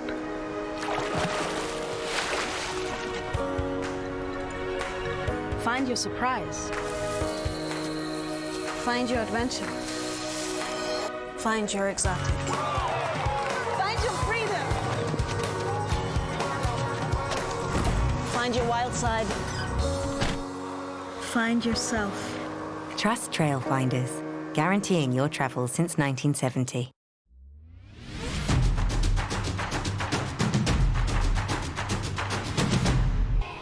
So the story of the half there played out, and Max and Jack, the evidence of Trailfinders, the dominance there, clear to see. But I wonder what you can look at from a positive sense, Jack, because there's obviously so much more conditioning that's gone into the Trailfinders team to get to this point. This is just the start of Doncaster's season, really, and they didn't even have that match last week they were supposed to against Saracens. So there is a gulf in conditioning, I'm guessing, and organisation, everything that goes with it. So you've got to take that into account, and you might even give that a handicap of sorts if it was in a betting scenario. So that's got to be considered, hasn't it? Yeah, massively. Like Steve Bowden mentioned earlier, we are looking at this as a competitive pre-season game. Ealing have played 4 or 5 more games than us. So this game is all about seeing where we're at with things. Unfortunately, our set piece isn't going to plan, but we're making up with our phase defence. I think a lot of the lads are showing a lot of grit and heart and smashing some of the Ealing players back. So I think Steve Bowden will be really happy about that. And if we can sort out that set piece defence, I think it will allow us to get in that game plan. But unfortunately, if our discipline doesn't change, it's going to really affect us. If you were starting out there today, Jack, on the wing, it would have been, I guess, you would be a bit famished for the ball, firstly, but what would you be trying to do as a back three or as a winger in the second half? Could you do anything yourself in that position to affect a change? Yeah, you could try to. As a wing, sometimes you don't get the ball and you need to go searching for it. It's not been a game for the backs at the minute. Hopefully we can see something different in the second half, but like I said, Reedy and Kyle need to go looking for that ball and try to get on the end of it somehow. Unfortunately, with the game of rugby, you don't always get as many touches as you would like. So I think if you're proactive about it and go looking for it, you'll find it. Well, whilst we get ourselves a coffee up in the commentary box and try and warm ourselves a little bit, before we do that, we just want to make a little note, a commemoration of a much-loved former team manager here in Doncaster. Paul Turton was someone who many of you who've come down to Castle Park over the years will have known. He was the team manager for over 30 years, who sadly passed away just before Christmas because of COVID. And we know that his wife Janet, son Andrew and daughter Sue are watching today, and we hope your loss is eased just ever so slightly by knowing that Paul will be remembered for a long time in the kit room he governed and in the memories of all those hazy bus trips he managed and in the daily office conversations he held with everyone at the club. So we've just pulled together a little video to commemorate the life of Paul Turton.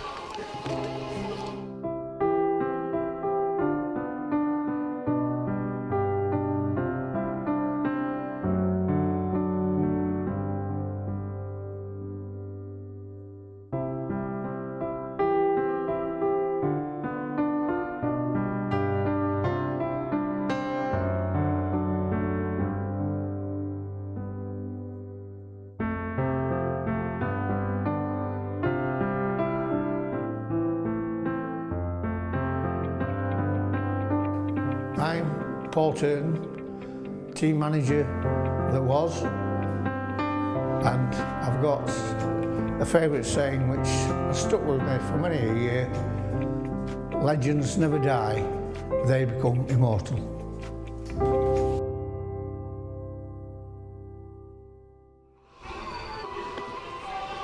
The life of Paul Turton there, and moving to the action to today, and actually to the action from 2 weeks ago, because we're just going to catch up on the highlights of the Ealing victory over Saracens, 27 points to 26, and a major statement from Trailfinders that it was.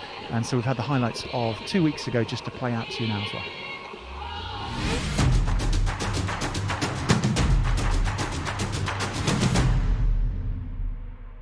Was confirmed. Now they get a chance to take them on their home patch. Willis goes high away to the left.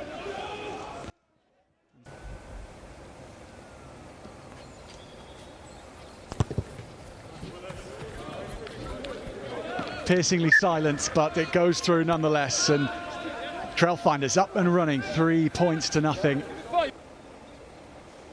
Just his second appearance at fly half for Saracens. Will Julian, no problems with the first from the off. One of the most important players in the pack, and has so often gone over from positions such as this. Range Smid climbs the highest. And Trailfinders look to navigate their way forward. Hampson goes himself and shakes through. Can he get the offload? He's hauled down. Trailfinders go again. The backs realign, but the forwards keep it going, heading towards the line ever further. Just sneaking forward again. Trailfinders knocking on the door of the first try. Saracens piling into bodies, and here they look to spread it a little. Willis out wide into the corner.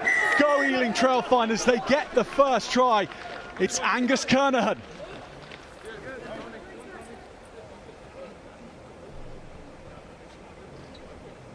Craig Willis lining this one up.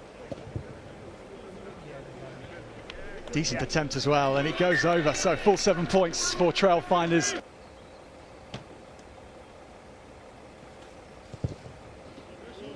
He could be a prized asset in the championship season to come, Will Hooley, given his credentials at that level. Right, and unfortunately he gave away the penalty. So Will Hooley brings proceedings to within a point. 10 points to 9 now, Ealing Trailfinders lead. 3 times maybe come away with points, and just from that last passage play you can see what they're trying to do, generate slow ball into quick ball. And you know, as I said earlier, if you get quick ball, it generates space because the defence will come in. So that time the ball slowed down, we all came in, try and generate it back into quick ball, and fortunately for the boys, Sarries gave away penalties. Inviting position, Vunipola has the ball at his feet. It's gone down. Davis goes away to the left. Obertoy Imbo has a chance and makes the line. Obertoy Imbo finds Saracens his first score, and it was so simple in the end. Such valuable time in the bank ahead of the championship season to come in March. Doesn't feel like a pre-season game, this, does it? It's oh so tight. Trailfinders edge towards the line, and they start to creak Saracens. Few more pile in, and now everyone except for Craig Willis and Craig Hampson is in there. It's a 13-man shunt, and they've scored the try. Trailfinders have the breakthrough, and it has just come via the bludgeon.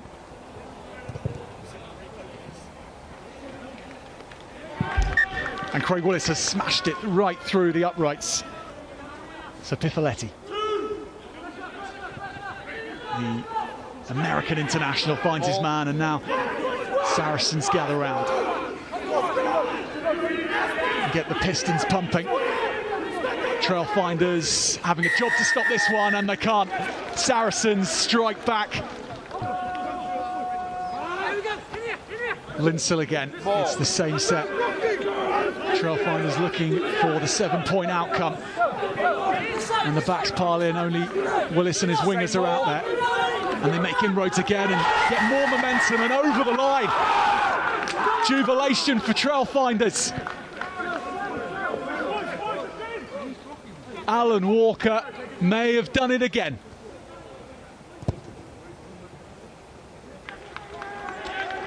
Craig Willis has no issues whatsoever.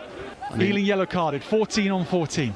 I mean, that's probably the first time Sarries have gone wide in the game, and look where they've ended up. And they're so close again. Just half a metre away. Now they pick and go left. Ealing just trying to throw their bodies underneath the ball. And the try is going to come in the end.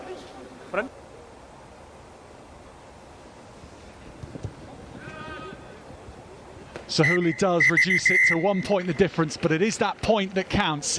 And Ealing Trailfinders have a victory over Saracens in the first round of the Trailfinders Challenge Cup. They've done it by a point, 27 points to 20.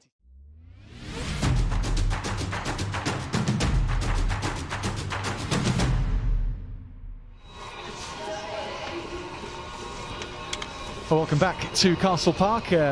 Just a whistle-stop tour of 2 weeks ago and that great victory of Ealing Trailfinders. Ealing are back out on the pitch, and it gives us just enough time to run through some of the comments we've been having via the hashtag DONVETF. So do get on that if you want to tell us your thoughts. Charlie Walker, my co-commentator from 2 weeks ago, has tweeted in to say, what is the selection like for snacks in the commentary box? It was looking pretty bare earlier, but things have been improved somewhat. How would you rate them, Max and Jack? Yeah, very good. Jack's brought out some little mini rocky roads, which have gone down well, and they're M&S as well, so top of the range. Yeah, there's a good story behind them. They were reduced, and when you reduce something in M&S, you can then buy it at like a normal price. So that's why that has made the cut. One of those protein bars as well, which is rather disgusting, has also been eaten. So Charlie, thank you for that. Elsewhere, Derek Thomas says discipline and simple game management costing us at Doncaster Knights. Big second half required. Izzy says Ealing on fire. We love to see it. And if you want to let us know your comments, thank you for those. You absolutely can. Don the ETF is the hashtag, and we may well be able to get to some of those in the second half as well. Kickoff has obviously got us back underway. Hampson goes to the skies, the floodlights are on, and Sam Olver getting a lot of attention underneath the ball, but he does well, the fly half. Trying to chase down this 26-point deficit for Doncaster. It's not going to be easy, as you mentioned, Jack Spittle, just before or during half-time. Sam Olver again to the line, and Tom Bacon, the try scorer for Doncaster, held by Walker.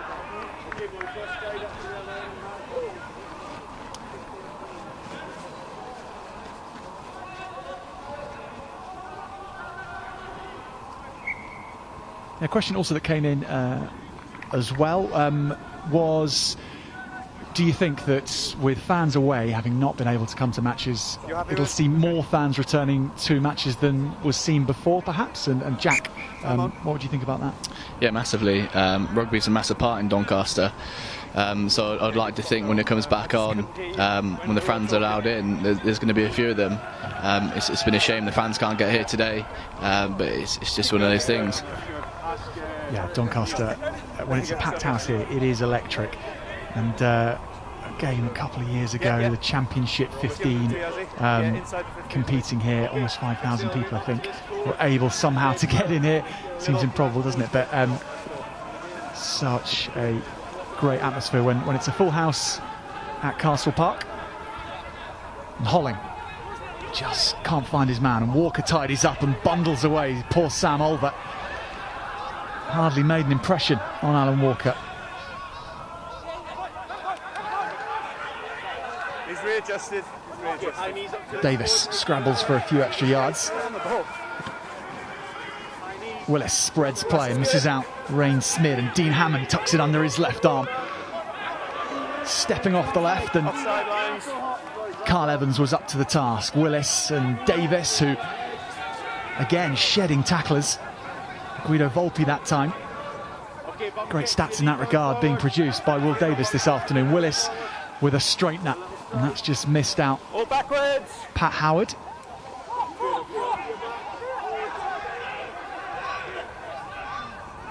Use it. So the play slows down.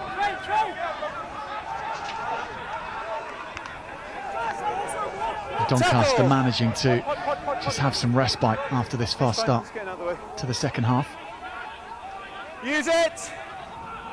And Hampson showing his pragmatic side. Stop. You've got to stop. Tom Bacon coming forward. Reed has to let him come for it. It's going to stay on Doncaster's side. Charlie Foley breaking up the field. Foley in green space. Hardly had much to live off in the first half, Doncaster, and all of a sudden Doncaster's Mr. Dependable brings them back into the game. Carried on well by Conrad Cade, and this is a chance here for Doncaster. It's out to the corner. Lurking is Evans, and scoring, and that is brilliant from Doncaster. From nothing, a try in the corner. Yeah, where the Steve Bowen said at half-time is clearly working, but it all comes down to Charlie Foley there with great gas, spotting the gap and going for it. And then from there, it's great support lines from everyone. Everyone's quick to react to it, and a great nudge from Sam Olver. Yeah, I don't think boys would be too happy with that, really. Kick chase is something that we work a lot on at Trailfinders, so we will be pretty disappointed with that. Yeah, not our best work.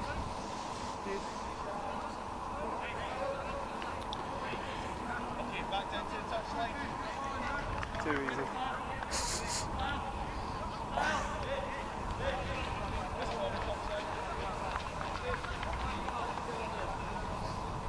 Okay, just accelerate up and do 2 change direction. A little bit quicker. That's it, 2 change direction. Sam Olver.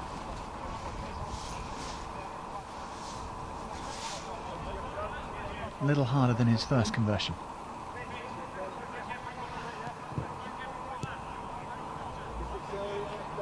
Heading off in the right direction, taking the post with it, but 7 points secured.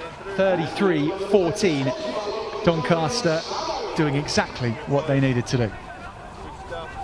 Okay, done there, boys. Anything else you need to do it now. And Jack, those types of finishes meat and drink for a winger, but still got to be scored. Yeah, it's still had quite a lot to do there. It's a good catch and a good step inside. He made it look easy. So this is deep to Mark Best. There was such an energy to the way Foley carried that ball, initially picking it up, and no wonder he shrugged off the tackles. And a vibrancy about that run. Hold. And this is going deep as well. Ealing a little loose with that kick. Mitchell pumps it down past Luke Daniels, and that's done very well. Yeah, that's a great kick from Mitchell. He's obviously been taking some kicking lessons from his brother. Yeah, top of the line.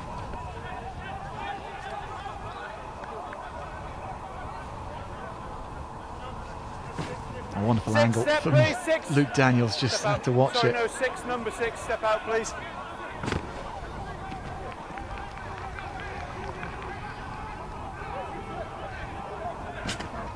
Ealing in a familiar position from the first half, but this time defending. Holling, Volpe, touched a little high, but Hamish Smells says play on. Initially. You've got to release him. On the penalty for not releasing on the floor, so separate matter.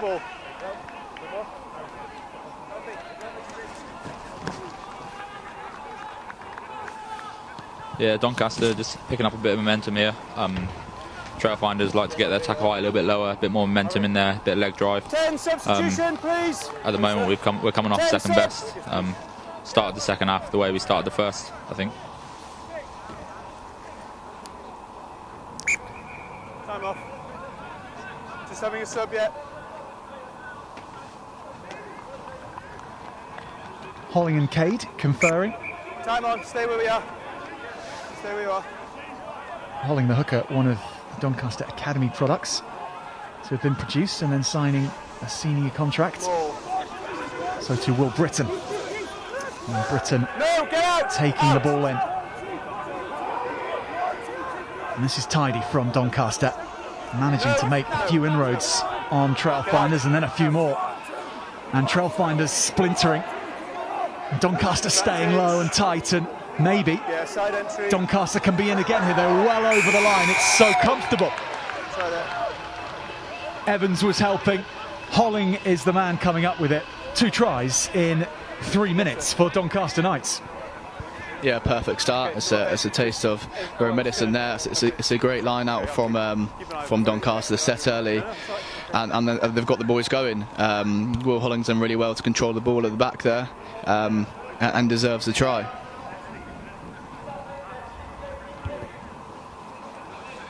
Yeah, I think maybe Doncaster looked like a team that hadn't played for 10 months in the first half, but they've come out this second half and they're really firing now. It looked like they've found their groove, and this game doesn't look like it's over by any stretch.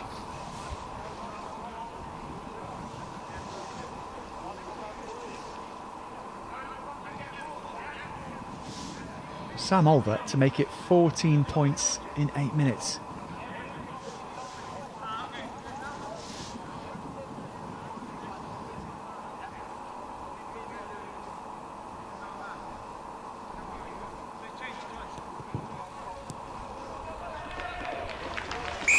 Sam Olver is good for the money. 33 points to 21.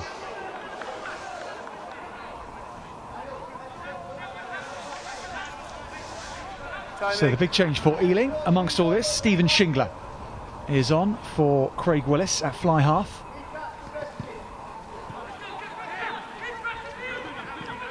Volpe suddenly energised, the number 8. Use it. Back feet. 9, I've called you. Let's go. Mitchell has given his chasers a sniff, and Evans is the chief amongst them. Lovely snaking escape route found by Luke Daniels. Over halfway, Walker pulls it back. Schindler operating behind the line. Cordy Reddin cuts a lovely line right through the middle. James Cordy Reddin sizing up. Olver at fullback. Olver, good tackle from the number 10. Now options away to the right. Schindler just dabs it in behind. The chase is on, coming in for Johnston, and Johnston gets the score. The outside centre with one hand, controlling the ball perfectly. Yeah, that's perfect from us. Lukey takes the ball, really good carry, gets us into the midfield, and then Cordy breaks through the middle. It's a lovely break, keeps hold of the ball. Shings puts the ball on a sixpence there, and it's actually a really good finish from Dave, one-handed. Yeah, that's an unbelievable finish. Great impact from Schindler. It's a great nudge, and the ball bounced just perfectly. Yeah, Welshman to Irishman. It's fine. Linking up for the sky, for the try. Schindler and Johnston. Don't worry if you haven't got any. Fine work from Ealing, and what a way to hit back and quell the Doncaster momentum that was building. Being treated in the first 10 minutes of the second half. Yeah, I think Donny obviously came out firing, and that's given us a little bit of a wake-up call as well. So good comeback from us. Just got to make sure we exit really well here and play in the right parts of the field still.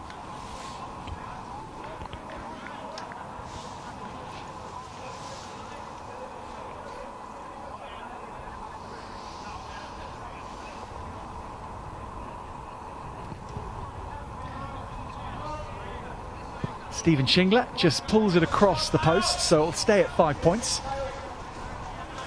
So 38-21.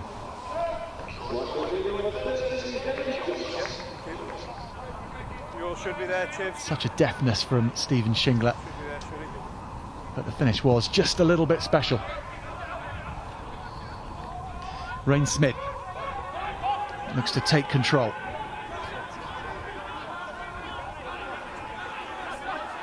Use it! Andrew Foster has come on in the front row for Doncaster in the 18 jersey. Stop. Very good. And Hampson has hung it nicely. Hammond almost had his mitts on it. Mitchell and Holling. Mitchell again, and the level of communication out on the field has raised up somewhat from both teams. It's a real contest now. Volpe, the Argentinian, number 8 in Doncaster's ranks. His blood beginning to boil too. Olver is hit behind the gain line by the try scorer Johnston. Challoner almost shows a clean pair of heels, the Doncaster captain. Sorry. Oliver drops back, and he hasn't gone for distance. He's gone right and straight into touch. Yeah, really good kick pressure from Rain there, forcing the error. Doncaster looked like they were just going a little bit side to side there, not making too much momentum. And it's really good pressure from Rain. Top of the line, please. Yeah, it looks a little bit frantic at the minute. We're struggling to get any shape, and you can clearly see that. We just need a bit of composure now, and settle down.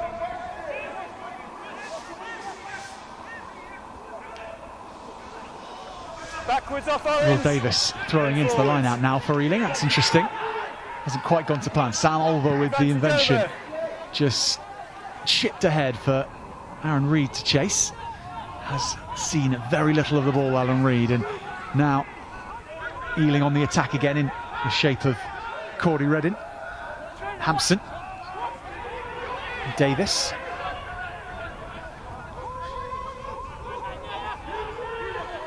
Use it. Hampson checks both ways. Asks for George Davis.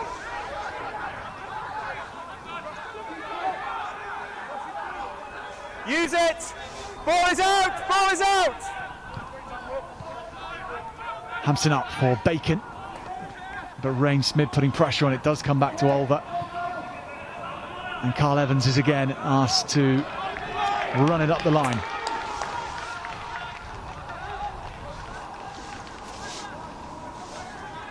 Now it gives us just enough time for a small apology to Sean Moulton and all who know him.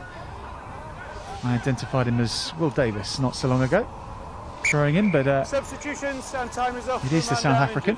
They're signing from Bristol back in 2018 who Time's off. he's throwing in at the line out. And the stoppage is, I think, because of Sam Graham. He's probably out anyway, even if he was bound. Okay. Time's off, lads. Relax. So this was a chase. Jack, what are you enjoying particularly about the change in, other than the points, in Doncaster in the second half? Yeah, well, the first 5-10 minutes, the momentum was really going our way. I think we've given away maybe 1 or 2 penalties that's allowing them a little bit of access. But if we can stay on top of them and keep pushing them and keep the momentum on them, I think allow us to get into our game plan and allow us to get into shape, because I think that's what we're probably missing in the minute, a bit of composure and get into our shape. So here is Moulton. Into the line out for West. Trailfinder since 2016, the former London Welsh player. Moulton is tying the ball up for Hampson, who has a nice bit of protection from Doncaster's chasers, and that's taken extremely well. Although it comes back on Doncaster's side. And knocks out into touch. Yeah, that's a really good kick chase from the Trailfinders there. Ampo puts the kick on the money, which he normally does. Dino works really hard, gets up, and then I think it was Sean who looks after the spoils, so really good outcome for us there. That's what we want. Ealing have been doing that all day. Craig Hanson, every time he kicks it, it's on the money. And unfortunately, we're not getting it quite right with the catches. I don't think it's helped out with the little escorts. I think it's hard enough for the catcher to be getting it on his own. So a protective net could make it a little bit easier for him. New clientele, let's hold our weight, please. Get our balance. Wait for the calls. Good set piece opportunity here for the Trailfinders. You won't be able to see it on your screen, but Cordy Redden is holding his width real well here, trying to stretch Doncaster. And as normal, the forwards don't let the backs have it, and we get a penalty. Well, James Cordy Reddin is not so much holding his width as he's halfway to Leeds. He's almost the other side of the line.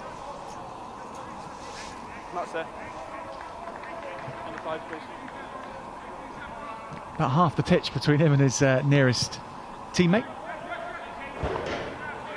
And what kind of play would you expect? How would you expect things to change with Stephen Schindler at number 10 as opposed to Craig Willits, Max?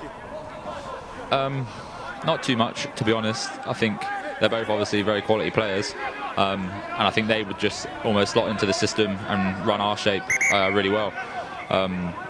So I think Shings will probably just look to bring in control for the first 10-15 minutes and then try and get into his groove, which obviously he did straight away with his kick for Dave. Brother of Aaron Schindler, Welsh international, almost a Welsh international himself. His case much covered at the start of the last decade. Selected for 2 nations, but unable to represent either. But he hasn't let that stop him. He's had a super club career, and now at Trailfinders. And there goes Rain Smith. Lovely line from the number 8. Carl Evans is just going to run this one out himself, the Welsh wizard. Tackled well by Johnston. Matt Smith slips the ball on. Mitchell looks for Olver, who then looks for Best, and it was well read by Daniels. Aaron Reid has to come off his wing rather than getting the ball. He's rucking over. Big hit from George Roberts. And then is chipped forward by Olver. Diving down well. Oh my goodness, is that back feet? Well done for Rain Smith again. And here is George Davis. Go advantage. And on the side now of Doncaster, it's in the hands of Foley, who took it on. Mitchell. Back to Bacon, who has options to weigh up and manages to duck through the first challenge. 18, it's you that's trapping the ball in. Here is Holling, one of Doncaster's try scorers, and Challoner is met well. Lifted off the floor unceremoniously. Good offloading, tight spaces from the 2 replacement props, Roberts and Foster. And this is Josh Peters on as well, and now Best has a bit of space to work with the inside centre on to Aaron Reid, and Aaron Reid for the first time, for the only time in the match, able to open up.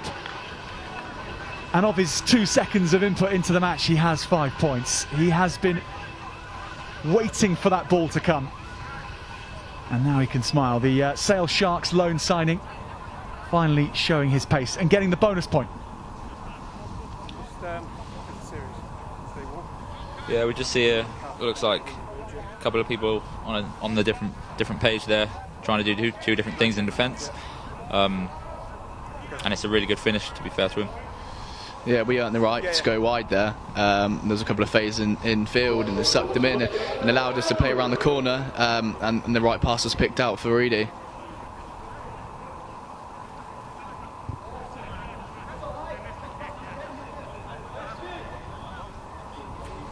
Be nice now to see the momentum kept on them. Every time we've scored, we've lacked a bit of focus and discipline, and they've come back at us. So hopefully that changes.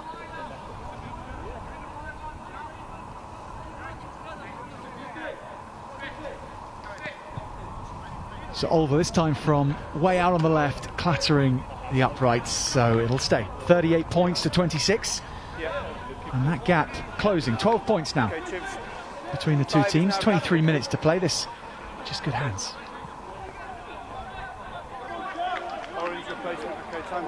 Yeah, great hands and great timing from Mark Best. Time is off. I've calf's not quite there, so I don't want to keep running around. So just take time off. This is a fixture which over time has thrown up some big scores in the past. You go back to the 2017-2018 when both teams put 50 points on each other in the home and away legs. You got everything you need. Yeah, that's fine. In the last couple of years, it has been all Ealing who have taken the spoils, and just a chance for us also to thank the many sponsors involved in putting this stream on here at Doncaster.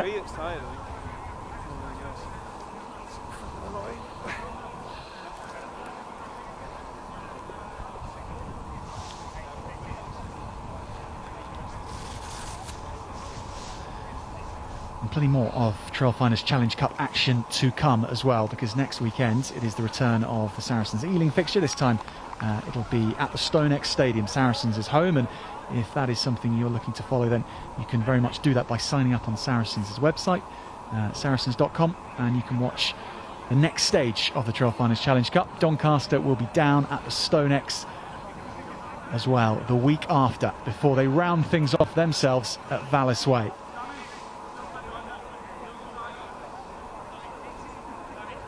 Three rounds of action still to come. We very much hope you can join us then. Well, we're having a little break here whilst Hamish Schmales just swaps jerseys.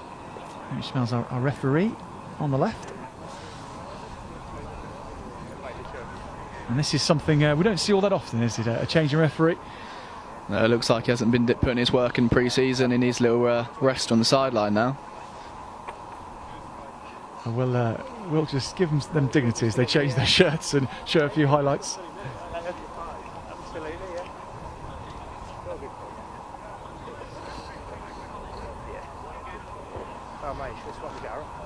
Well, it's important they take the time here because we very much enjoy hearing the comments of our referees. We have the ref mic in our transmission, so hopefully there'll be no change to that.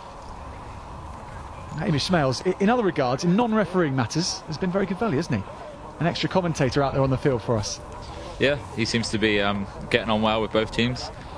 Obviously a pretty free-scoring game as well, so he's slotted in well, and he was obviously doing his job pretty well, I think. Yeah, I got you, lads. It's a swift and unfortunate demotion. It's paperwork straight away for Hamish Schmales. Go left. Stephen Schindler gets us back underway after Aaron Reed's try, and making this fixture very, very interesting now. 12 points the difference. Doncaster totally at the races now. Use it! James Mitchell and Sam Olver have done so much at half-back to get their team back in the saddle. Take him back in, lads. But that's not so good. Yeah, really good from Abongile there. Puts on a bit of kick pressure, I think, and potentially forces the error. So, chance for Trailfinders to get their attack moving again. Hopefully we can get this set piece right and we'll get rolling. Moulton to De Vere. So much height that he's able to get on his jumps and lifts, and this is nice from Ealing as they use Schindler to construct their attack. Hampson, Davis. Oh, the number of tackles that he has shirked this afternoon. Moulton now goes the same way, but Sam Graham is waiting for him. So to Josh Peters. And Peters may have come away with the ball. It's going to be a penalty to Trailfinders. Yeah, good first set piece move there. Inside to Dean.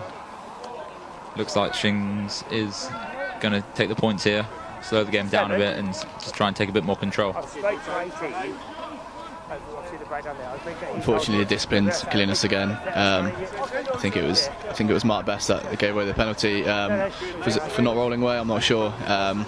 But again, we've just got to be pretty hot on this sort of stuff because at the end of the day, it's going to kill us.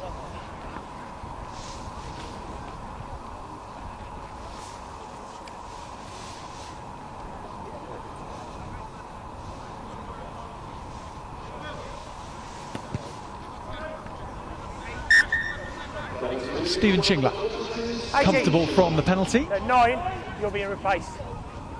And Trailfinders have an extra 3 points to play with. So 15 points they lead by. And for the former Scarlets player, former Cardiff player, he has his name on the score sheet in this season. Didn't feature against Saracens, Stephen Schindler. Getting a bit of game time here. At an important moment in this match as well. So on for Ealing as well as Abongile Nonkontwana in the 19 jersey. Backwards, talented footballer in the back row. Leg. When he's given some space.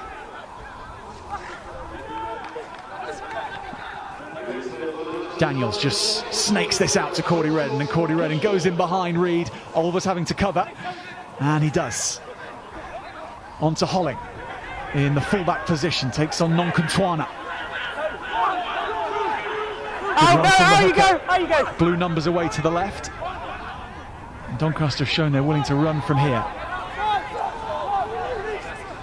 You're not on board. Taken in that time by Britton.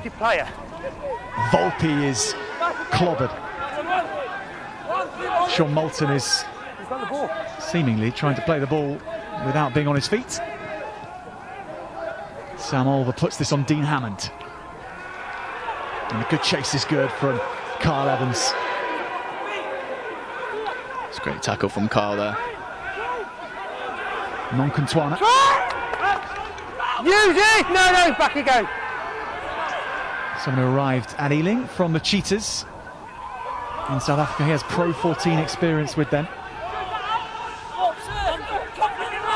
Doncaster piling in and taking the ball back on their side.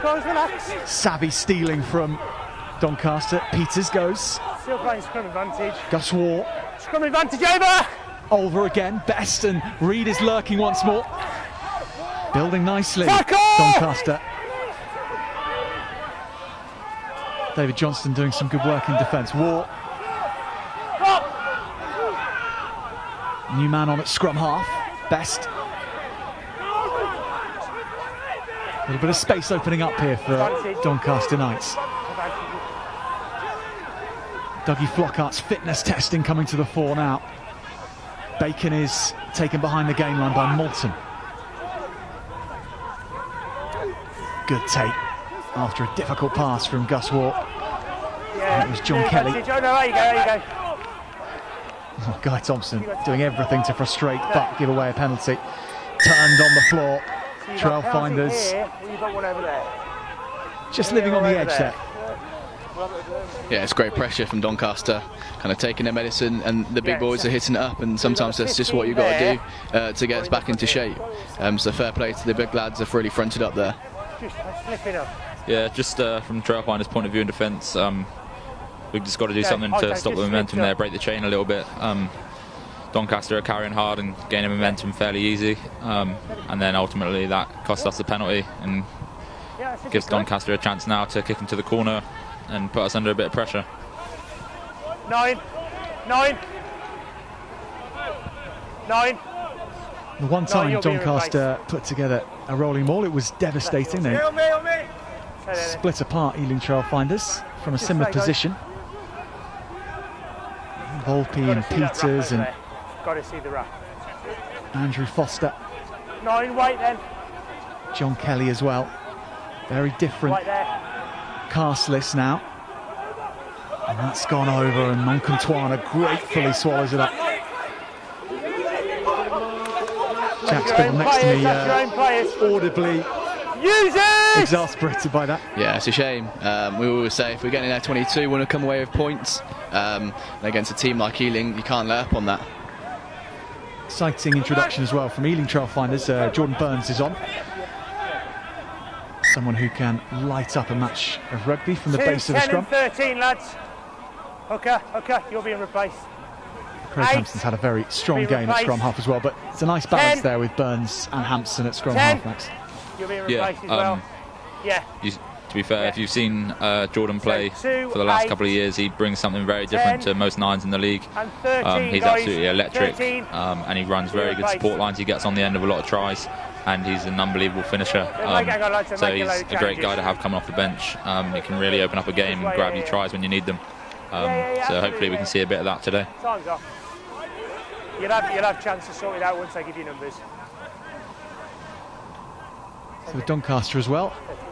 Harry Strong has taken up arms in the centre. I gotta go. We wait for you, so we'll wait here. Just wait. No, not yet. And now. George Roberts throwing in. A Welshman. And that's taken by Will Britton. Oh, and Best has just knocked it on. Frustrating. Just as Doncaster are going to crank the pressure up.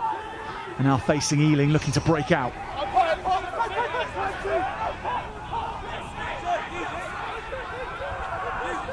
Scrum advantage over. Moncontoana. Also has Bulls experience on his CV from back in South Africa. It's George Davis again. Played about all but 10 minutes of this match, George Davis. After Elliot Miller-Mills went off early on. Jordan Burns is kick is taken by Bacon. And just snaffled potentially by Guy Thompson. You're okay to get your hands and then you've lost your feet. You've lost. Off a blue foot. Okay, so it's a scrum only. Off a blue foot, then lost forward. Cheers, Darryl. Has Guy Thompson talked himself out of a penalty there? Guy has a lot of experience. He's the oldest man in the squad by a long way, I think, actually. So he's managed to sneak one in there, but we'll take it. I'll let you scrum if you scrum is legal. It's got to go both sides. And normally the Birdman impression doesn't work, but perhaps Guy Thompson's got some soft skills that are going on there, which have changed the assistant referee's mind.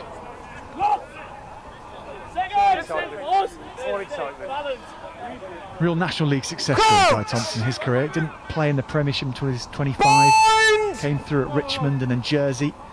Made the leap up to the Premiership. And much respected player for Wasps and then for Leicester. One of the players that really helped Leicester from finishing bottom in that season where they really struggled. Straight to floor 18.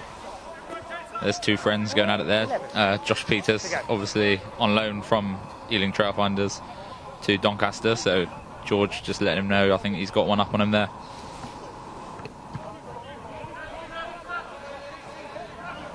Schindler cannons it just to the 22. Take the line. Got to get your feet underneath you. You know, but you're never going to scrum your feet that far back, are you? One, guys. Yeah. Someone who came to prominence playing for London Irish in the Premiership, Stephen Schindler. Muscular presence at fly half, but he's got some excellent skill set as well. De Vere takes it. Run across the line. It was to Schindler and then Korchik, the Australian. Burns is looking to snipe and Schmid is running off his shoulder well. Doncaster needing numbers on this near side. Luke Daniels. Davis. Oh, he's had the grass cut from underneath him by Mark Best. Noncontoir knocked back. Ball's available. Ball's there. Robust defence so far from the Knights. Now looping over to the left with Johnston and then Thompson into the 22. Burns to De Vere. Tackle! Trailfinders' lineup is menacing and they have conjured some space here on the outside, and going through is Howard and on to Hammonds, and Dean Hammonds sliding in. Yeah, that's really good play from Trailfinders, exactly what we look for. All starts with the set piece, great play. Stevens just asked me to say hello to his mum and dad there. So we'll see if he can nail this kick now. Really good attack from us. Something that we work a lot on is our set piece plays. It's just coming up here now. Yeah, it's one of the better tries Ealing have scored today. It's great pace to get on the outside of Will Britton from a Doncaster point of view. It's a little bit easy. Our phase defence was incredibly good and up until then. It was easy access, but it needs to be a little bit of communication between, I think it's Will Britton and Mark Best. Will Britton just needs to let him know that he's not getting there. And unfortunately he's got on the outside of Will. So yeah, I think we need to bounce back after this. It's been good at times, but we're just still lacking that little bit of communication and discipline right at the end. Yeah, there's one thing that Paddy Howard actually brings to us. He's a real direct runner, but he's got pace to go with it as well. You see him out the back there, just really straightens up, and Dean Hammond runs the really good support line and finishes it off well.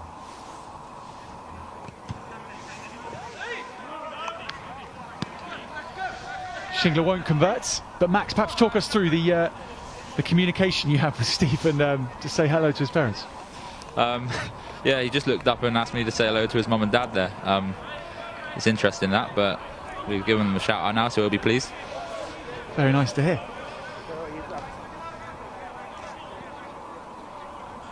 Time off then, guys. So Doncaster's Billy Mcbride is on, son of Robin. Wales and Lions player Robin Mcbride. Yeah, perfect. Is he on? His father, of course, a hooker, but Billy very much of the playmaker type. He joined from RGC 1404 in the summer. She had a very, very good season. Topped the point scoring charts in the Principality Premiership. Represents a very savvy signing for Doncaster. And De Vea proving an excellent signing for Ealing. Ball available, balls there! 2 matches he's had so far. Use it! Settled into this team. Burns. Little far. So Bacon has more than a breath to choose something. Tackle! Gus Ward. Not held! Big carrying going in from George Roberts. Use it!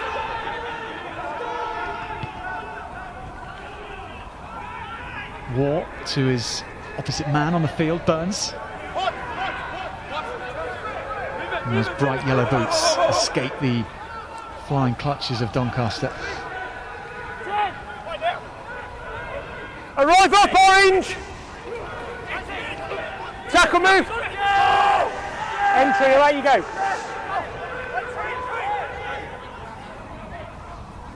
Burns tries to get Trailfinders into the centre of the park, and now they play. So dangerous in these types That's gone forward, guys, of areas. Entry. And they were playing the advantage. Side entry Entry. from Doncaster. Amongst all the melee, we should say that we have spied Elliot Childress making his debut for Ealing Trailfinders. So many congratulations to that young man, promoted from the academy this week. Out on the field with the seniors at the weekend. And a good time in the game as well. 20 points up for Ealing now. They've quelled the rebellion that was building by Doncaster. Let players go on the floor. It gives us a final chance really to say thanks very much again to those sponsors who have provided their support to this stream and to Doncaster and to Ealing over the course of the pandemic and well before that, and we hope well beyond that as well. Yeah.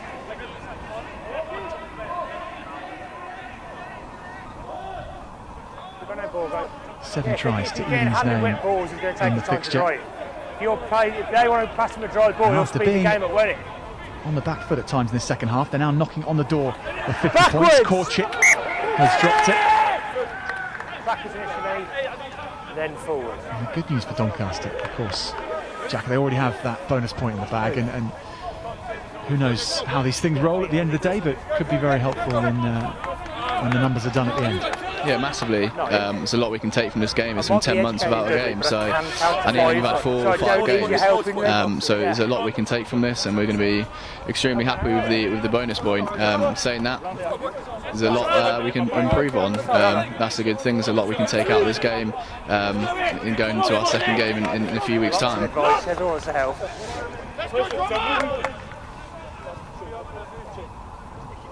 So Gus Walk, and if Jack, if you'd like to have a think at this time as well about possible man of the match just before the final whistle, just let us know. Set!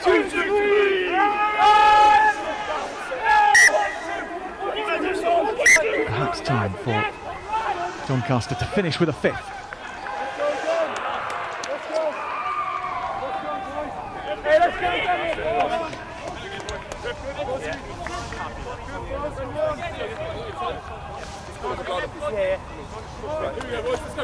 So we need both of you need stability now. I blew the whistle 3 times and you continued on. There we go. We have to have stability for either side to be rewarded.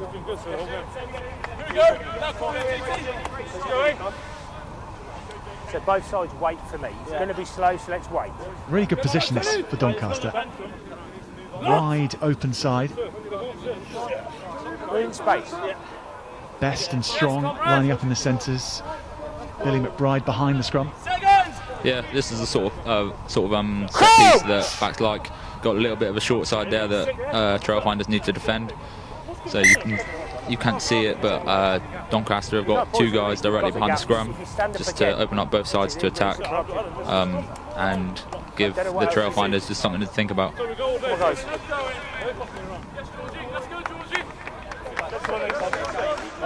It'd be nice to see some of our set piece come off actually, because we put a lot of time and effort into it, and Joe Ford does a cracking job on it. So yeah, it would be nice to see something come off the back of this.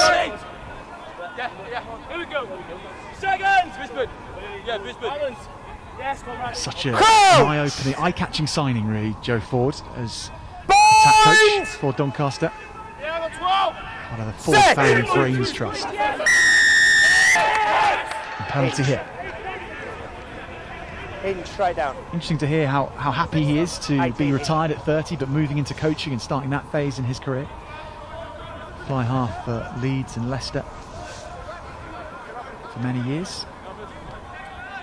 Someone who really loves to attack the line and operate close to the gain line.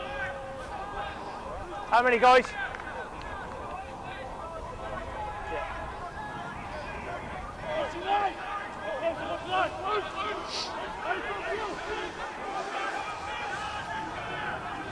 George Roberts.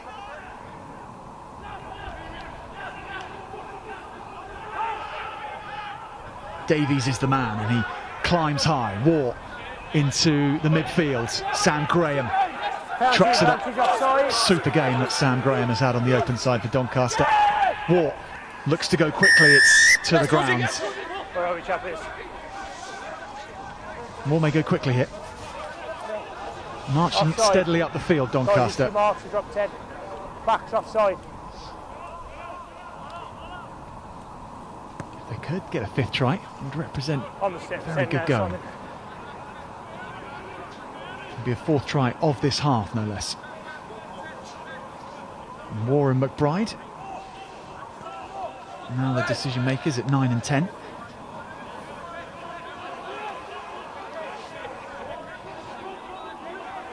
Let's go then, guys, let's go. 9 weight. This time it's Will Britton, and De Vere gets a boot to it. Disrupts, so Evans tidies up and looks for contact. Schindler on his compatriot does well. And Guy Thompson does even better on the floor. Yeah, as we said before, Guy is obviously great over the ball. Manages to stay in the contact there, and he's a hard guy to move once you get it, so really good from him. That'll be it. So we may have a few more minutes, and Schindler therefore knows better, and that brings an end to proceedings. Ealing Trailfinders in the end coming out on top, and in the end in a resounding way. 46 points to 26, but my goodness, they had to work for it in the second half. 7 tries Trailfinders scored across the course of the match. Doncaster with 4, and after 10 months of inaction for the Knights on their home patch, they have come out with their heads held high despite the scoreline. Trailfinders march on, and they take all 5 points, and they go to 10 points in the table of the Trailfinders Challenge Cup. But it's been a good performance for Doncaster Knights as well. And Max, initially your reaction from a Trailfinders point of view? Don't get me wrong, we'll take the 5 points definitely, and the way we played that first half, well, probably the 35 minutes of that first half was perfect. But I think we will be a little bit disappointed with the second half, especially to allow them to get a bonus point. But having said that, Doncaster also did look like a different team in the second half, and they really looked a lot better and a bigger threat, so fair play to them. Plenty of positives from us, but also still a lot to work on. And Jack, from a Doncaster perspective, a nice way to end a nice second half. Yeah, exactly. Like I said earlier, where Steve Bowden said at half-time clearly worked. The boys came out firing. I thought they managed the game a lot better, and our discipline was considerably better, and that's what killed us in the first half. And Jack, just before we go to adverts, can we just get your man of the match? Yeah, of course. I thought Sam Graham for Doncaster was quality. I thought Will Davies had a cracking game, a very good at scrum time, and got himself a try. But I thought Craig Hampson at 9, he controlled the game outstandingly well, and all of his box kicks were on the money. So my man of the match is Craig Hampson. Well, Jack, thank you for that. Congratulations to Craig Hampson. Congratulations to Ealing Trailfinders. We'll just have a short advert to roll into the next phase of our coverage, where we'll get reaction from both camps.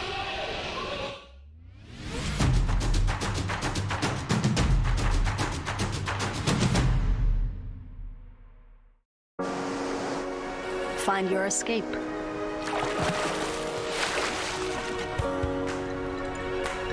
Find your surprise.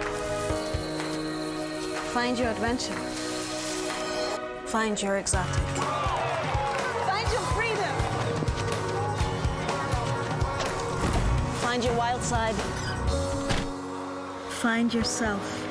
Trust Trailfinders, guaranteeing your travels since 1970.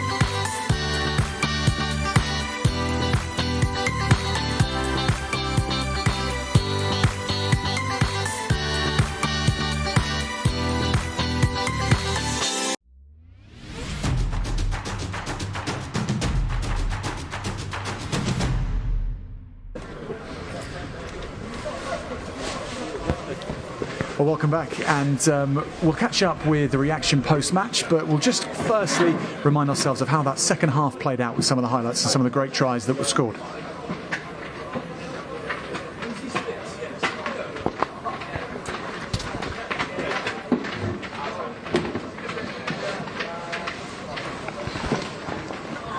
So here in the second half, it really started well for Doncaster with this run from Charlie Foley, Jack. Yeah, definitely. Foley's found the gap, reacted quicker than everyone else, and used his gas to his advantage. And then a great supporting line from Conrad with a very clinical kick from Sam Olver for Carl to finish.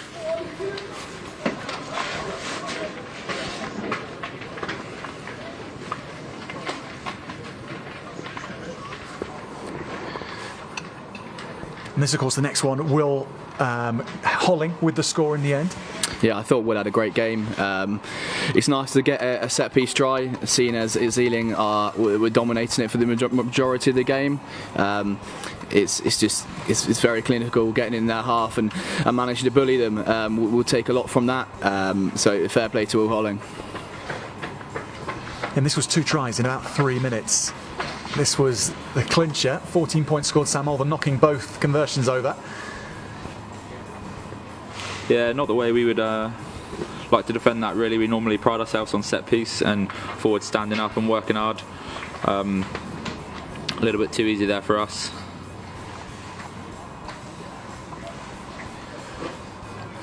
This one of Shings' first plays in the game. Does really well, puts it in front of Dave Johnson, and he has a really good finish there, one-handed in the corner. Yeah, such a good shot of that finish with the one hand. Yeah, I think this is a great angle. See Deej holds his width well, manages to get it down. So then this is Aaron Reed's try, and then Jack, this will be one you would have been proud of as well. Yeah, this is where we talk about our alignment, staying wide and come out of the ball. And Mark Best just that. And it's great timing off his pass to give Reedy a pretty simple run in. Yeah, there. I think the pass that checks Sam over, I think it is, actually works out well for him, because it brings the defender out and he manages to get the ball away. So works well for Doncaster in the end. And is it bad defence in any way from Ealing, Max? Because the ball was taken quite far behind the gain line by Sam Olver. Yeah, I think it's tough. Like, you can see Lukey Daniels, I think it was, he's gone out because he's recognised that there's a bad pass and he thinks he can shut it down. It'd just be interesting to hear what the comms were. Here's potentially one of the tries of the day, really. Paddy Howard gets it out the back. This would be a great angle. Gets it out of the back and just straightens right up through the gap, and Dean Hammond runs a great support line.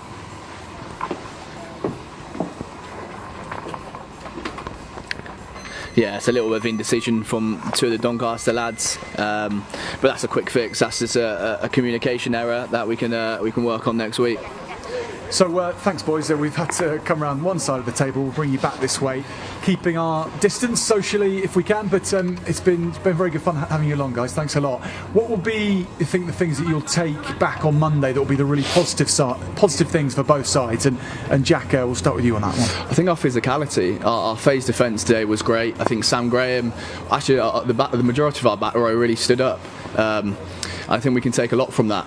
Our defence was good. Our set piece needs obviously a little bit of work on, but like I said, they're quick fixes. Seeing as we haven't played a game in 10 months, I thought we did really well, especially putting 26 points on a team that's just beat Saracens. So there's a lot to take from that game.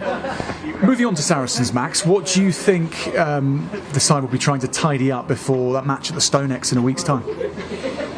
What, from Ealing or from Saracens? From Ealing side of things. Look, I think from us, there's a lot of positives today, but also probably the 5 minutes of the first half and the second weren't where we need to be if we're going to be contesting with Saracens again next week. We'll just cut you off there, Max. We'll come back to you in a sec. Apologies for that. We have Craig Hampson with the headset on, so we'll just go down to speak with Hampo and see how he's doing.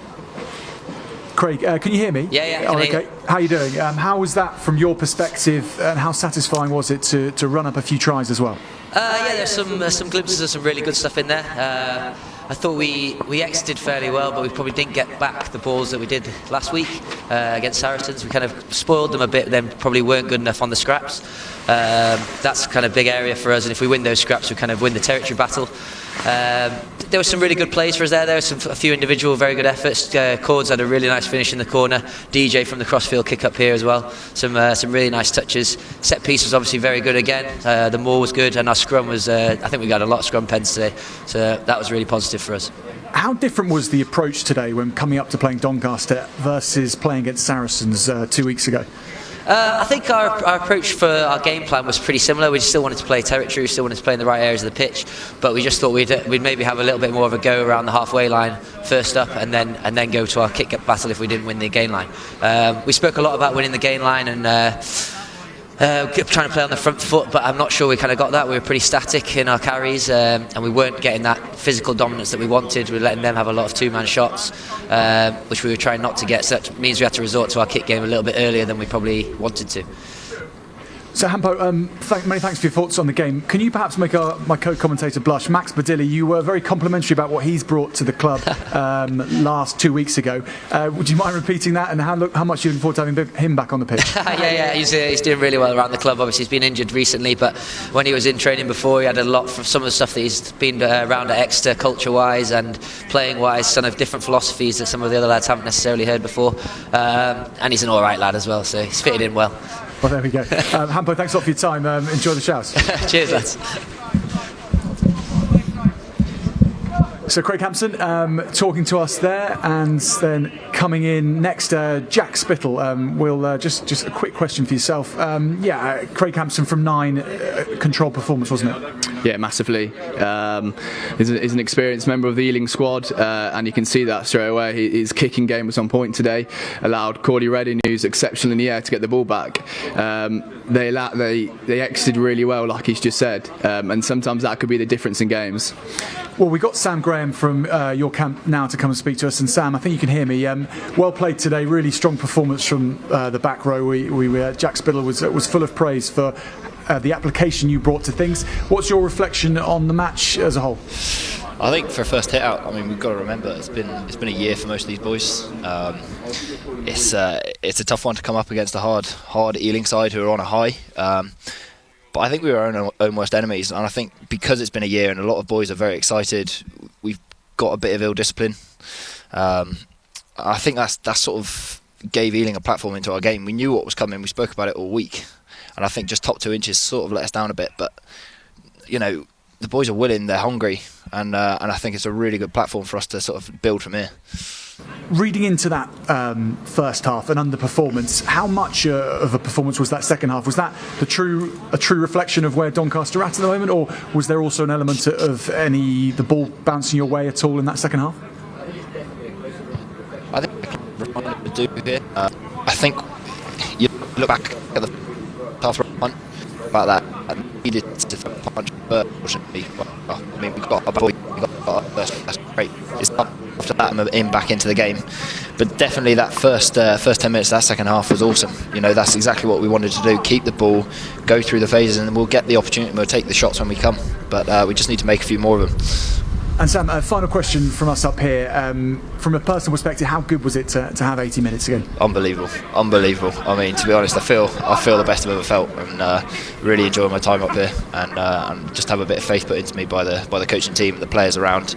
You know, I think we're going to do some special things this year. I really hope so, and we look forward to seeing you in action again soon in the Trailfinders Challenge Cup. Thank you very much. Cheers. Take care. Cheers, Sam.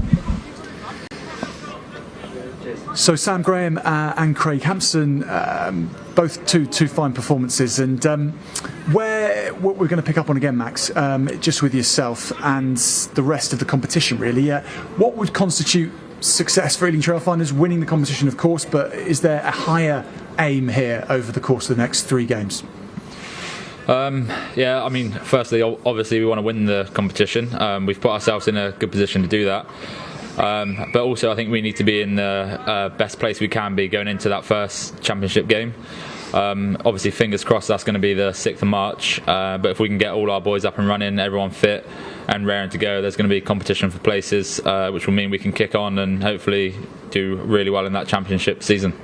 Well, we've really enjoyed watching the match today. It's been a long time, of course, for Doncaster fans as well. Jack, what will be the moment of the match that you'll sort of take home and cherish, do you think, in terms of enjoyment and from a visual perspective, from a fan perspective? I think probably our drive and maul try, seeing as Ealing did really well with their drive and maul to get one over them, and Will Holling finishing it. I think that's what we will enjoy the most. But look, it was a good game after 10 months of not playing any rugby. I thought the boys did really well, and I'm sure they'll be happy to get some game time under their belt. Fair to say that is not the answer I expected from a winger, but fair enough. Nice to have surprises. And Max, for yourself, same question, but from the Ealing perspective, what will be the moment? I think probably the Dean Hammond try at the end there. It's something that we work on as our first phase moves. We struck really well there, and then Paddy comes back, straightens up really nicely, and Dino gets on the end of it like all good wingers do. So yeah, that was a really good play, and I think that shows what we want to be and what we look like as a team really well. Well, very interesting, guys. Thanks a lot for your time today. It's been really fascinating to have your thoughts, and thanks very much for braving the cold with us here. So we're just going to remind you of what's coming up over the course of the Ealing Trailfinders, the Trailfinders Challenge Cup, 3 more rounds, of course, to go. The next 2 rounds are at the StoneX Stadium. They are going to be free to watch, so you can don't have to pay for these ones. You just have to sign up on Saracens' website, saracens.com, and you can register your email, and then you'll be free to watch both Doncaster and Ealing in action against Saracens from the StoneX Stadium, the Copthall Stadium, formerly known as Allianz Park once upon a time, but now the StoneX Stadium. So we look forward to seeing you there and to enjoying your company on the remaining matches of the Trailfinders Challenge Cup. Until then, thank you very much for joining us, and we hope you have a very good rest of the weekend.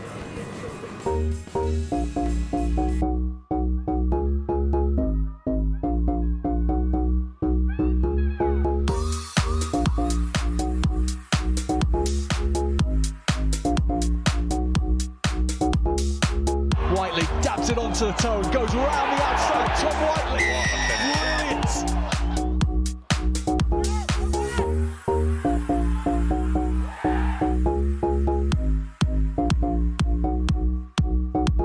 Yanko Benter goes right through the middle. 3 options either side, but it's Don Morris.